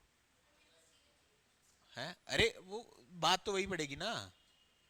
मतलब इसमें ये होता है कि स्टूडेंट जनरली अपना होता है, तो एक ही आई तो है, आई लगा दिया। ठीक है। So first word was 40, 40, this is easy. फिर आता है 12th,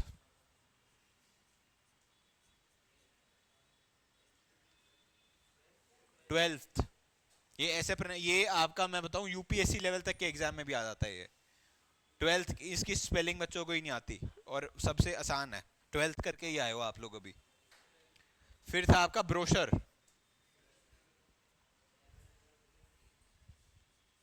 ब्रोशर आपका क्या होता है? बेसिकली पैम्फलेट जो होता है, गाड़ी खरीदने जाओ, यू हैव अ ब्रोशर, है ना। फिर आपका होता है अपोस्टफी,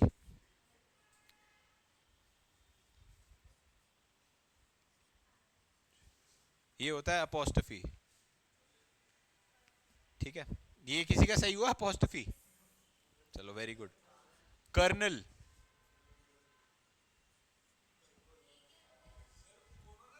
colonel, this is the spelling of colonel.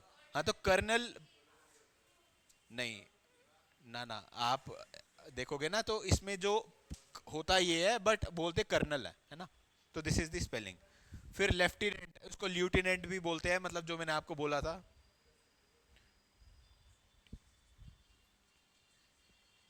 ठीक है।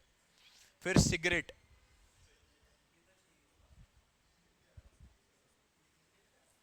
ठीक है। फिर क्या था? सेल्सियस। हाँ जी, फिर वर्ड क्या था? सेल्सियस।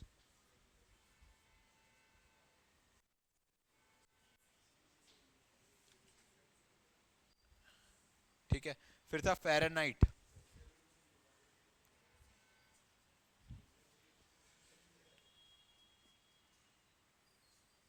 ठीक है। फिर उसके बाद क्या था? छत्तीसगढ़। एक्साइटिंग।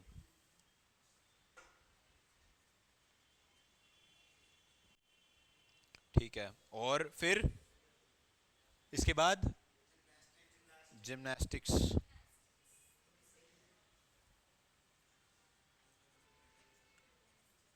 जिम्नास्टिक्स। फिर छत्तीसगढ़। देखो ये छत्तीसगढ़ क्या है, बहुत बार रिपीट होता है क्योंकि इसमें जो डबल टी डबल एच है ना,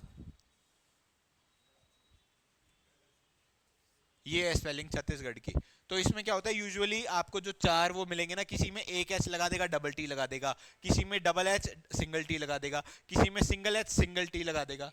तो द राइट स्पेलिंग इज, और मोस्ट ऑफ द केसेस में मैंने भी जब करा था ना, तो मैं कह यार डबल एच डबल टी थोड़ी होता है, एक एच होगा और डबल टी होगा। मतलब ऐसा बच्चा एज्यूम करता है। मेरे टाइम में ना उससे एडमिशन हो जाता था, मार्क्स के बेस पे, ट्वेल्थ के मार्क्स के बेस पे है। 100%। बाद में बताऊंगा। ठीक है। फिर उसके बाद आपका था तिरुवनंतपुरम। THIR, तिरुवनंतपुरम।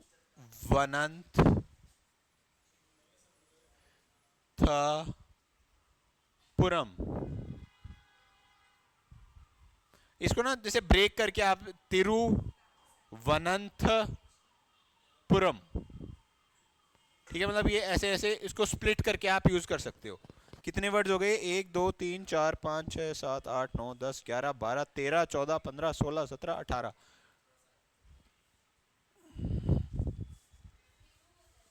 तिरु, हाँ। तिरु स्पेल तो ऐसे ही करते हैं।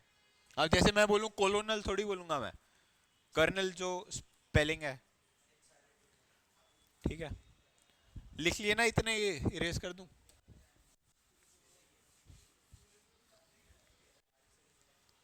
फिर उसके बाद क्या था? इजवाल, मतलब आइजोल। चलो ठीक है, वो भी लिख देता हूँ। कनॉट प्लेस, CANNAUGHTPLA,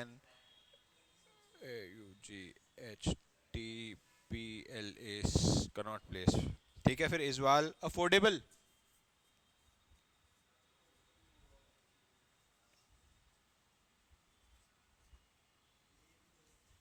ठीक है।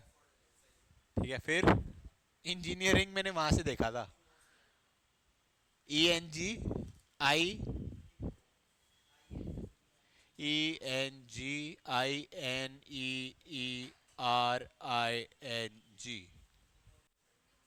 निमोनिया। निमोनिया आपका है, P is silent here, PNEUMONIA,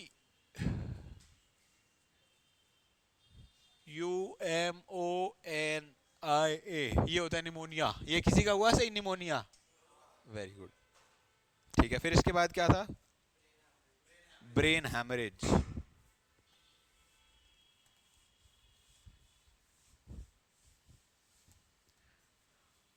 brain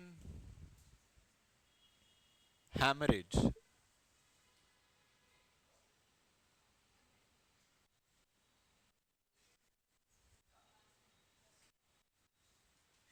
this is brain haemorrhage. फिर इसके बाद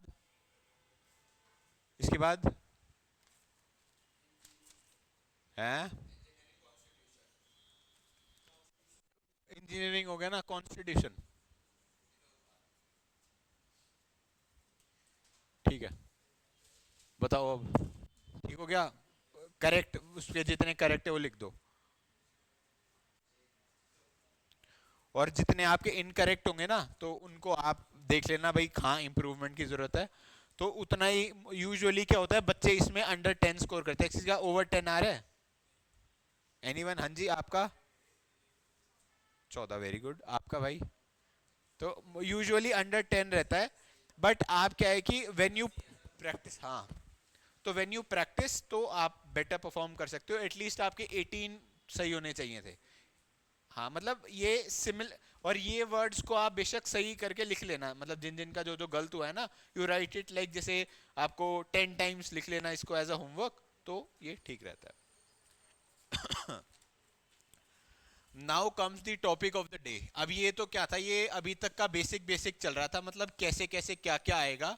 now comes the topic of the day, that is parts of speech, जो हमारा क्लास का टॉपिक है।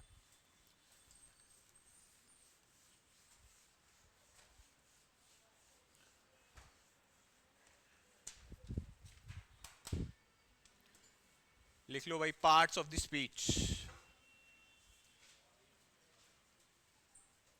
Parts of speech. हाँ जी, तो हाँ,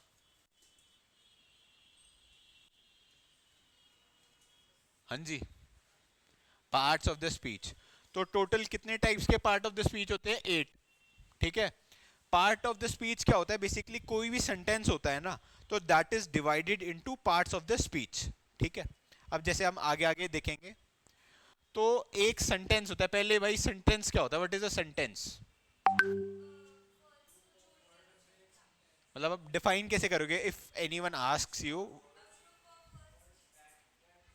ठीक है, कॉम्बिनेशन ऑफ वर्ड्स, ठीक है। तो यू आर पार्शियली करेक्ट। तो द करेक्ट सेंटेंस क्या होता है? A group of words that express a complete thought and makes a meaning. ठीक है भाई, बात भी पूरी कर रहा है एंड इज सेंसिबल, मतलब दैट इज ग्रामेटिकली करेक्ट, तो वो सेंटेंस होता है। सेंटेंस में ना एक चीज होती है, बिना वर्ब के सेंटेंस यूजुअली नहीं बनता। मतलब आप कोई भी सेंटेंस देखोगे, वो वर्ब के बिना पूरा नहीं हो सकता। फॉर एग्जाम्पल रन, ये भी एक सेंटेंस है, it is a physical activity, तो वो वर्ब है। जैसे do, this is also anything. आप देखोगे ना, most of the cases, exceptions are always there, एक आधा कुछ ऐसा हो जाता है, but in most of the cases sentence has to be, मतलब verb has to be there in a sentence. ठीक है। अब हम 8 पार्ट्स ऑफ द स्पीच पढ़ेंगे, और पहला आपका है noun. So what is a noun?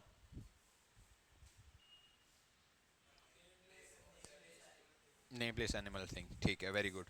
तो लिखो व्हाट इज अ नाउन, मैं बताता हूं। Naming people, places, things,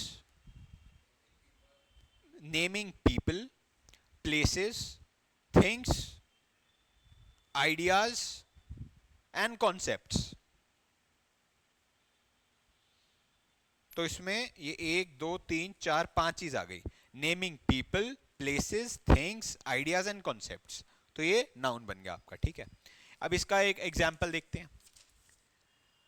mic owns a fastest, नहीं, द फास्टेस्ट कार। अब इसमें मेरे को बताओ, वो क्या है, नाउन क्या है? माइक, ठीक है, और कार, ठीक है।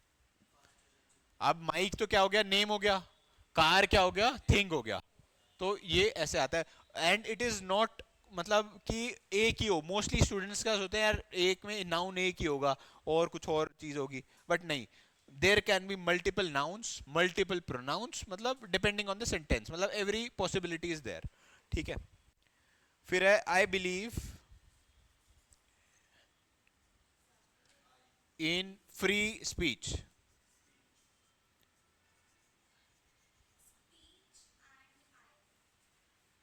ठीक है। ये फ्री स्पीच जो है पूरा एक कंसेप्ट है। बेसिकली फ्री स्पीच का मतलब क्या होता है कि I have a right to speak, मतलब according to the constitution, the article, you have the right to speak whatever you want, anything you want, but वो किसी की डिग्निटी को हर्ट नहीं करना चाहिए, दैट इज समथिंग। तो अब आप कह रहे हो आई, आई नहीं है, आई ये कोई नाम नहीं है, ये कोई नहीं है, दिस इज अ प्रोनाउन। ठीक है। अब आगे हम पढ़ेंगे भाई, प्रोनाउन है ये, मतलब नाउन की जगह, ये कोई नाम नहीं है, कोई प्लेस नहीं है, कोई चीज नहीं है। नाउन को जो सब्सटीट्यूट करता है दैट इज अ प्रोनाउन। ठीक है, एक नाउन का एक और एग्जांपल, चलो ठीक है। फिर प्रोनाउन आ जाता है आपका सेकंड नंबर पे। So pronoun is something that substitutes a noun. ये लिख लो, अपने उसमें लिख लो, replacing a noun means pronoun. अब इसमें क्या आ जाता है, जैसे John gave her a gift, John gave her a gift, तो इसमें आ गया हर। अब इसमें हर की जगह इन्होंने लिख दिया मान लो वंशिका, ठीक है, तो दैट इज समथिंग, वो नाउन हो गया। बट उसने इन्होंने हर यूज करा तो दैट मीन्स वो हाइड कर दिया। जॉन की जगह ही आ सकता था, तो then this also would be a pronoun. ठीक है, please look after yourself, लिखो प्लीज, इसको इरेज कर देता हूं।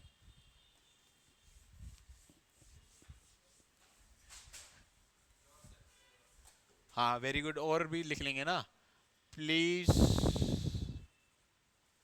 लुक आफ्टर योर सेल्फ, तो योर सेल्फ। ठीक है, इसकी जगह ये मतलब दिस इज समथिंग, जैसे इसमें माइक आ सकता था, माइक मतलब please look after yourself Mike, मतलब फॉर एग्जाम्पल किसी का भी नाम आ सकता था, जैसे फॉर एग्जाम्पल जॉन आ सकता था, तो दिस इज रिप्लेसिंग इट। ठीक है, तो ये आ गए आपके प्रोनाउंस। Now comes adjective.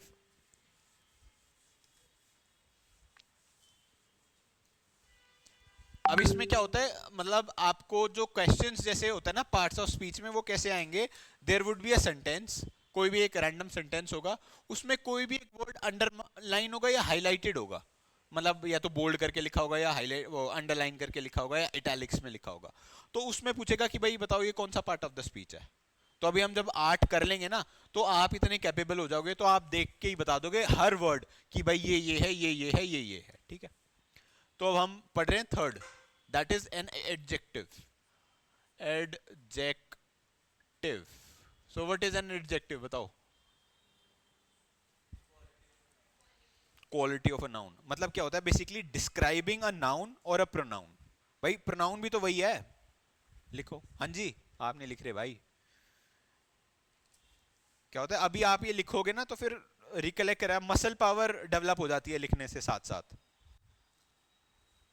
ठीक है, तो इसमें आ गया that was an exciting film, that was an exciting, तो एक्साइटिंग जो वर्ड है वो है, क्योंकि फिल्म क्या है,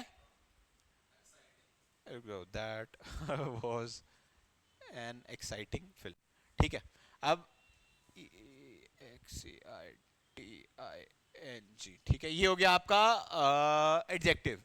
एडजेक्टिव, ठीक है, फिल्म क्या है, नाउन। ठीक है, दैट क्या है, प्रोनाउन, प्रो, और ये क्या है, हाँ वॉज, वर्ब, मतलब ये क्या है, लिंकिंग वर्ब है। वर्ब अब ऐसा कुछ वो नहीं है, तो ये होता है लिंकिंग वर्ब। ठीक है, और ये एन क्या है आपका, आर्टिकल। आर्टिकल तीन प्रकार के होते हैं, ए, एन और द। वो पार्ट्स ऑफ स्पीच का पार्ट नहीं है, but that is totally different, but usually हम इसको कंसिडर कर लेते हैं। ठीक है, another sentence is this is the longest essay, लिख लेते हैं उसको, this is the longest essay. तो ये आपका हो गया लॉन्गेस्ट, क्या हो गया, एडजेक्टिव। नाउन, ठीक है, दिस इज प्रोनाउन, और ये आर्टिकल। इज आपका लिंकिंग वर्ब।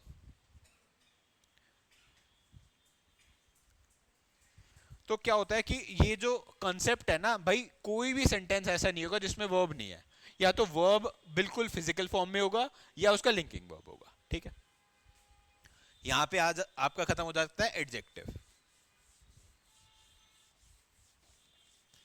फिर इसके बाद आता है आपका प्रेपोजिशन। Fourth comes preposition.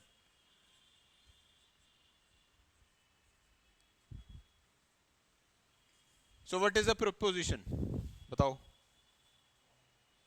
हम्म? लिखो, क्या होता है? Showing relationship between words and phrases. A preposition showing relationship between words and phrases.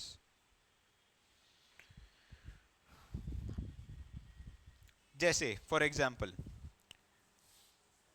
This pen is on the table. On, so on is a preposition. This pen is under the table, तो under. This pen is in that drawer, तो in. तो मतलब जो भी एक relationship है जो words का, उसको रेफर कर रहा है। जैसे दिस पेन इज आउटसाइड, तो आउटसाइड। इन, इन, आउट, मतलब प्लेस नहीं बता रहा, वो एक तरीके का रिलेशनशिप बता रहा है।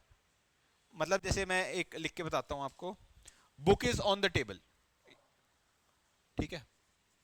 Book is on the table, ठीक है, ये आपको आ गया। एक है I am against corruption. I am against, AGAINS, corruption, ठीक है। ये आपका क्या हो गया? प्रेपोजिशन, है ना। अब ये क्या है? करप्शन, नाउन, ठीक है। अब नाउन क्यों? Because it is a concept, है ना, आइडिया है, कॉन्सेप्ट है, तो दिस इज अ नाउन, ठीक है। आई क्या है? प्रोनाउन। और एम क्या है? लिंकिंग वर्ब, LV, ठीक है। तो अब आपको समझ, क्या? वो एम है ना, एन नहीं है, मतलब आई अपोस्ट्रोफी एम वाला लिखा था मैंने, हाँ, ठीक है। तो अब आप सब मतलब इस लेवल पे पहुंच गए हो ना कि पूरा सेंटेंस है, उसका कोई भी पार्ट ऑफ द स्पीच हो आप उसको बता सकते हो, ठीक है। अभी हमने 4 ही करे हैं, अभी और 4 बचे हुए हैं, बाकी सारे आसान है। मतलब ये, then comes fifth, that is verb. So now what is verb? Quantity नहीं, action, basically anything related to action is verb. तो इसकी डेफिनेशन है, एक्सप्रेसिंग अ फिजिकल एक्शन और a state. Expressing a physical action और a state. जैसे for example, Ram plays tennis, ठीक है। ये प्लेज हो गया आपका वर्ब, ये क्या है? नाउन। और ये क्या है? ये भी नाउन। अब कई बच्चे कहते हैं यार ये दो दो नाउन कैसे आ गए, तो एवरीथिंग इज पॉसिबल, लाइक अगर वो है तो है, ठीक है। Now like take your time, take your time, बताओ। वर्ब ये है ना, टेक, मैं कह रहा हूं ले लो, तो दिस इज वर्ब। योर आपका क्या होगा? प्रोनाउन। और टाइम, नाउन, ठीक है। योर की जगह आप कुछ भी लिख सकते हो, हाँ, मतलब इट डिपेंड्स, राइट, ठीक है।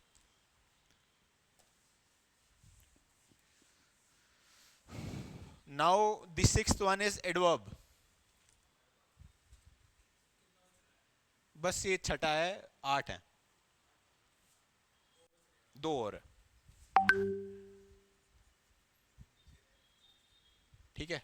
What is an adverb? जैसे एडजेक्टिव होता है that describes a noun, adverb describes a verb, मतलब किस स्टेट में है। जैसे वेरी हार्ड, तो जैसे फॉर एग्जांपल एक सेंटेंस है उसमें लिखा हुआ है वेरी,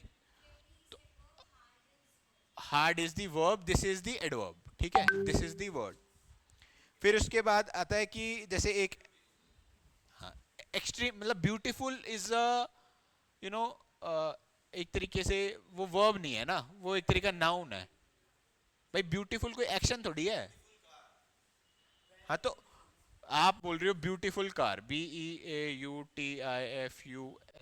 कार। अब ये कार क्या है भाई? नाउन। तो ये किसके बारे में बता रहा है?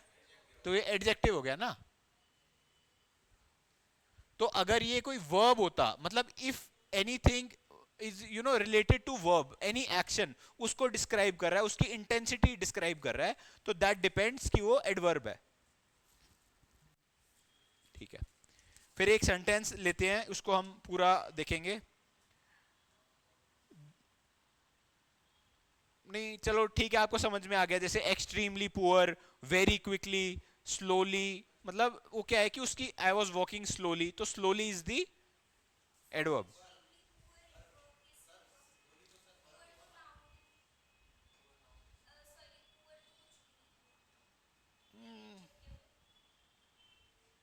नहीं पुअर को आप, नहीं आप वो नाउन कंसिडर कर सकते हो, मतलब वो एक आइडिया है, कंसेप्ट है। हाँ जी, है कंसेप्ट है एक तरीके का।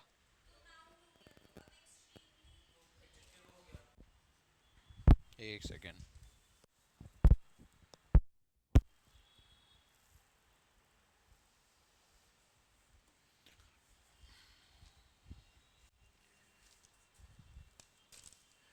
दे आर एक्सट्रीमली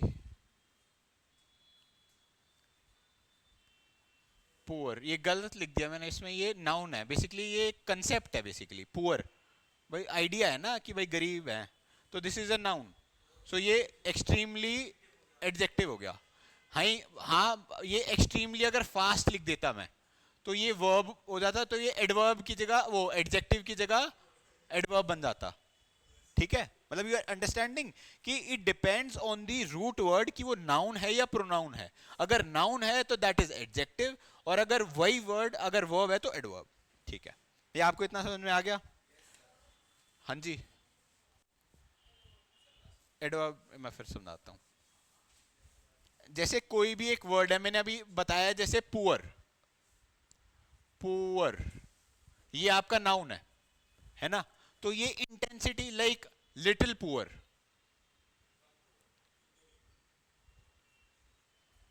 समझ लो लिटिल है, ठीक है। फिर आता वेरी पुअर, तो ये क्या है कि ये इसकी इंटेंसिटी को बता रहा है कि वो पुअर है, उसका क्या कितना पुअर है, थोड़ा पुअर है, ज्यादा पुअर है, एक्सट्रीमली पुअर है, कैसा भी पुअर है। ठीक है, नाउ अगर यहां पे आ जाता फास्ट, मतलब किसी सेंटेंस में, तो ये क्या है, वर्ब है ये, तो इसकी इंटेंसिटी बता रहा है। तो जैसे वेरी फास्ट, लिटिल फास्ट, ठीक है। या जैसे यहां पे आ सकता है वॉक, कि भाई he was walking very fast, या he was walking little slow, या मतलब स्लोली, मतलब जो वर्ब की इंटेंसिटी को डिस्क्राइब कर रहा है ना, मतलब वो किस टाइप का है, तो वो तो आपका वो हो जाएगा एडवर्ब। और जो नाउन को डिस्क्राइब कर रहा है वो है। जैसे this is a blue chair, तो ब्लू क्या है इसमें, एडजेक्टिव है ना, ये चेयर तो नाउन है, भाई कुछ एक्शन थोड़ी है ये, मतलब दैट मूविंग कार, तो अब जैसे वो मूविंग आई लाइक, मतलब दैट ब्लू मूविंग कार, तो अब वो मैं, हाँ मतलब तो आप जो रूट वर्ड है ना उससे आप कंसिडर करो इसको। For example if the root word is a noun तो वो एडजेक्टिव होगा, और अगर रूट वर्ड इज वर्ब तो वो एडवर्ब होगा।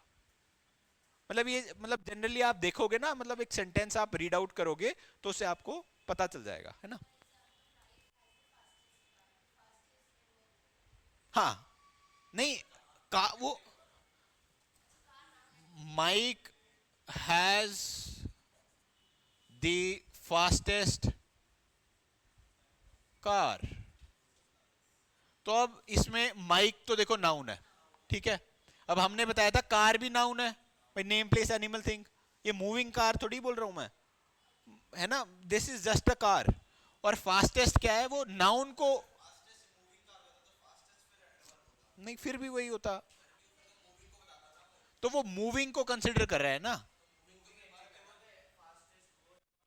Mic has the fastest moving car, तो वो फास्टेस्ट मूविंग एक पूरा एक एडजेक्टिव बन जाता, मतलब वो अलग अलग नहीं होता ना, वो कंटेक्स्ट तो कार के में ही है ना, कंटेक्स्ट तो कार के में भी है।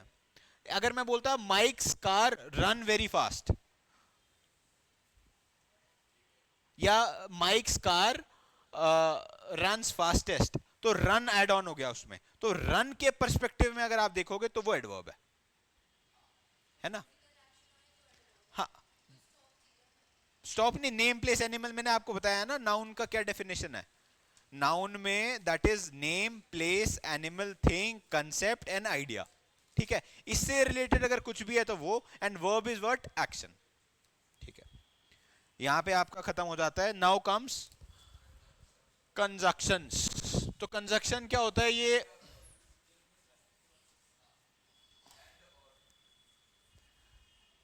कंजक्श के CUNJUCTION, कंजक्शन, ठीक है? सो what is a conjunction? Conjunction क्या होता है? बेसिकली दो सेंटेंसेस को जोड़ने के लिए यूज होता है। इसमें क्या होता है? जैसे एंड, और, देयरफॉर, ठीक है, सो, बिकॉज, ऑल्सो, क्या आप बता रहे हो? आइदर, नाइदर,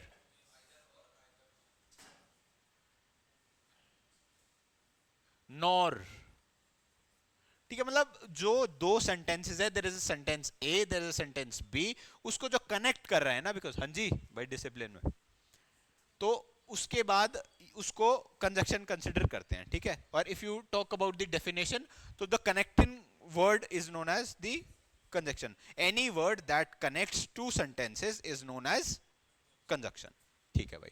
ये हो गया आपका 7, ठीक है? इसमें कोई ऐसा एग्जाम्पल नहीं होता, वो सेम है वही, बट ठीक है। इसके बाद आपका आता है 8th, इंटरजेक्शन। इंटरजेक्शन,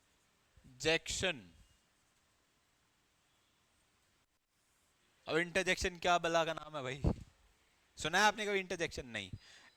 इंटरजेक्शन क्या होता है? एक तरीके की स्ट्रॉन्ग फीलिंग, मतलब एकदम आपने कुछ एक्सप्रेस करा, कह रहे जैसे वाओ, जैसे wow what a car, wow what a car.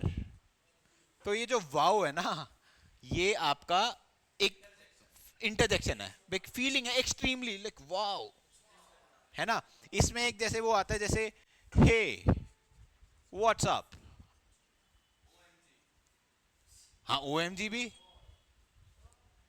ठीक है? अब इसमें बताओ, इसमें क्या है इंटरजेक्शन? हे। वैसे तो हे एक नॉर्मल है, बट एकदम जैसे आप रोड पे चल रहे हो, आपको लगा हे व्हाट्सअप, तो वो क्या है कि वो एक स्ट्रॉन्ग फीलिंग को डिस्क्राइब कर रहा है, ठीक है? जैसे OMG, आपका ओ माई गॉड जो है, कह रहे कुछ भाई गिर गया टूट गया, तो कह रहे ओ माई गॉड, मतलब वो थोड़ा, हाँ शेट, हाँ मतलब यूजुअली ऐसे वर्ड्स आते नहीं, यूजुअली आपका यही आता है वाओ, हे, और फिर आपका आउच भी आ जाता है, ouch, ouch, OUCH, ouch, it hurts, है? हाँ एक्सक्लेमेशन यूजुअल, हाँ एक्सक्लेमेशन आता है इसमें, क्योंकि एक ये खत्म हो जाता है ना, बट इट डिपेंड्स, आए ना आए वो कई बार नहीं भी होता, मतलब it depends on the sentence, examiner वो कैसे उसको फ्रेम कर रहा है, ठीक है? इसके बाद ना एक इसमें एलास होता है, एक एलास भी एक वर्ड है, ये बहुत बार रिपीट हो चुका है ये है, नहीं ऐसे ही होता है। एलास क्या होता है? बेसिकली एक तरीके का वो होता है कि यार ऐसा नहीं होना चाहिए था, या हुआ तो बहुत अच्छा हुआ, मतलब ये जो CDS एग्जाम है ना, UPSC कंडक्ट कराती है, CDS CAPF, या मतलब आपके भी एग्जाम में, तो ये हर बारी एक ये वर्ड एलास होता ही होता है। हाँ मतलब जैसे है, एलास का सेंटेंस बनेगा, alas it was not not to be, मतलब यार नहीं होना चाहिए था, हाँ नहीं होना चाहिए था, है ना? इसका सेंटेंस बनेगा, it was not to be, हाँ अरे ये क्या हो गया, इट शुड नॉट हैपन, ठीक है? तो ये आपका आ गया पार्ट्स ऑफ स्पीच, ठीक है? अब एक मतलब मेरे को बताओ कोई, मतलब कोई स्टेटमेंट एक दो हम प्रैक्टिस कर लेते हैं, फिर हम रैप अप करेंगे, कि मतलब अब आपको आठों चीज पता चल गई। मैं फिर बता रहा हूं, जो आर्टिकल्स है ना, that is not considered in the parts of speech. Parts of speech में सिर्फ 8 चीजें हैं जो आपको मैंने बता दी, और जो क्वेश्चन भी फ्रेम होगा वो इन्हीं से ही होगा।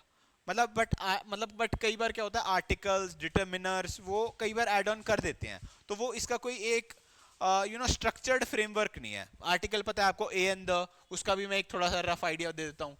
ए एंड द, ये आर्टिकल्स होते हैं बेसिकली, ठीक है। ए मतलब एक सिंगुलर चीज जो है, एन आपका क्या होता है जब सिंगुलर भी है और वोवल है।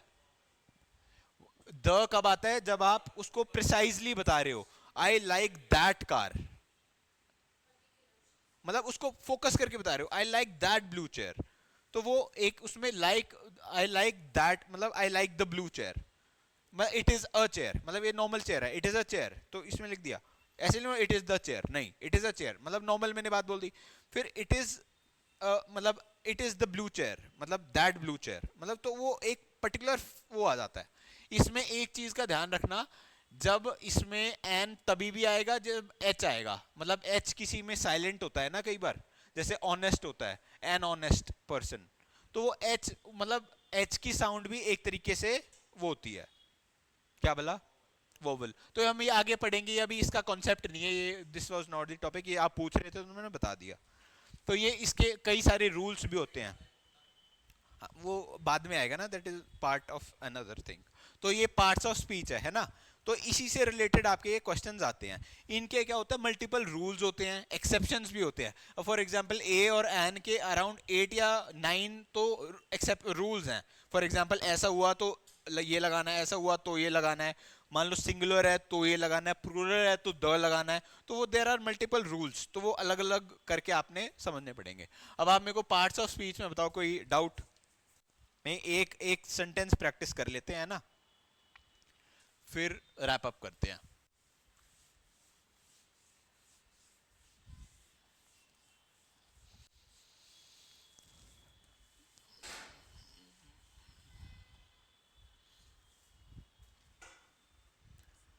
The police arrived the location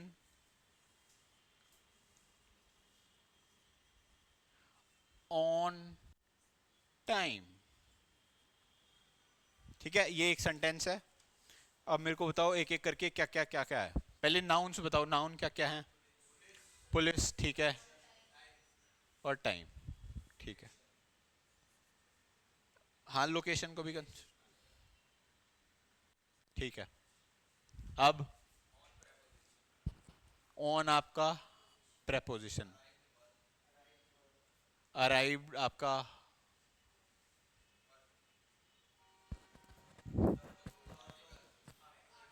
article, ये आपका आर्टिकल। इसमें ना एक चीज और है, जैसे इसने इसमें आपने इसको ब्रेक करके करा, बट ये क्या है, अराइव्ड ऑन टाइम बता रहा है। तो this is whole thing called adverb. क्यों? क्योंकि ये वर्ब को बता रहा है ना कि the police arrived the location on time. तो क्या on time, arrived on time. अभी आपने एक एक करके, हाँ जी, तो ये क्या है, अभी तो आपने एक एक करके बता दिया भाई ये प्रेपोजिशन होनी। वो सेंटेंस के ऊपर डिपेंड करता है कि वो पूरा एक साथ कंसिडर होगा या एक एक कर। ऑन, अब कोई ऑन ऐसा प्लेस थोड़ी है ना ये, बट ये कोई प्लेस नहीं है ना भाई, ऑन टाइम खड़े होके थोड़ा, जैसे ऑन द टेबल वाला, ये कोई रिलेशनशिप नहीं बता रहा ना। तो ये एक पूरा फेज है, मतलब फ्रेज है बेसिकली, तो वो एडवर्ब कंसिडर होगा। ठीक है। ऐसे आपकी जो यहाँ से आपको बुक्स मिली है ना, तो उसमें आप देख लेना, क्वेश्चंस होंगे। नहीं मिली तो मतलब ऑनलाइन देख लेना, शायद मिले, मतलब जो भी है। तो आप पार्ट्स ऑफ द स्पीच का मल्टीपल क्वेश्चंस होंगे, आप उसको प्रैक्टिस कर लेना। ठीक है, कोई डाउट्स होंगे तो we'll take it in the next class. ठीक है, I take your leave, thank you.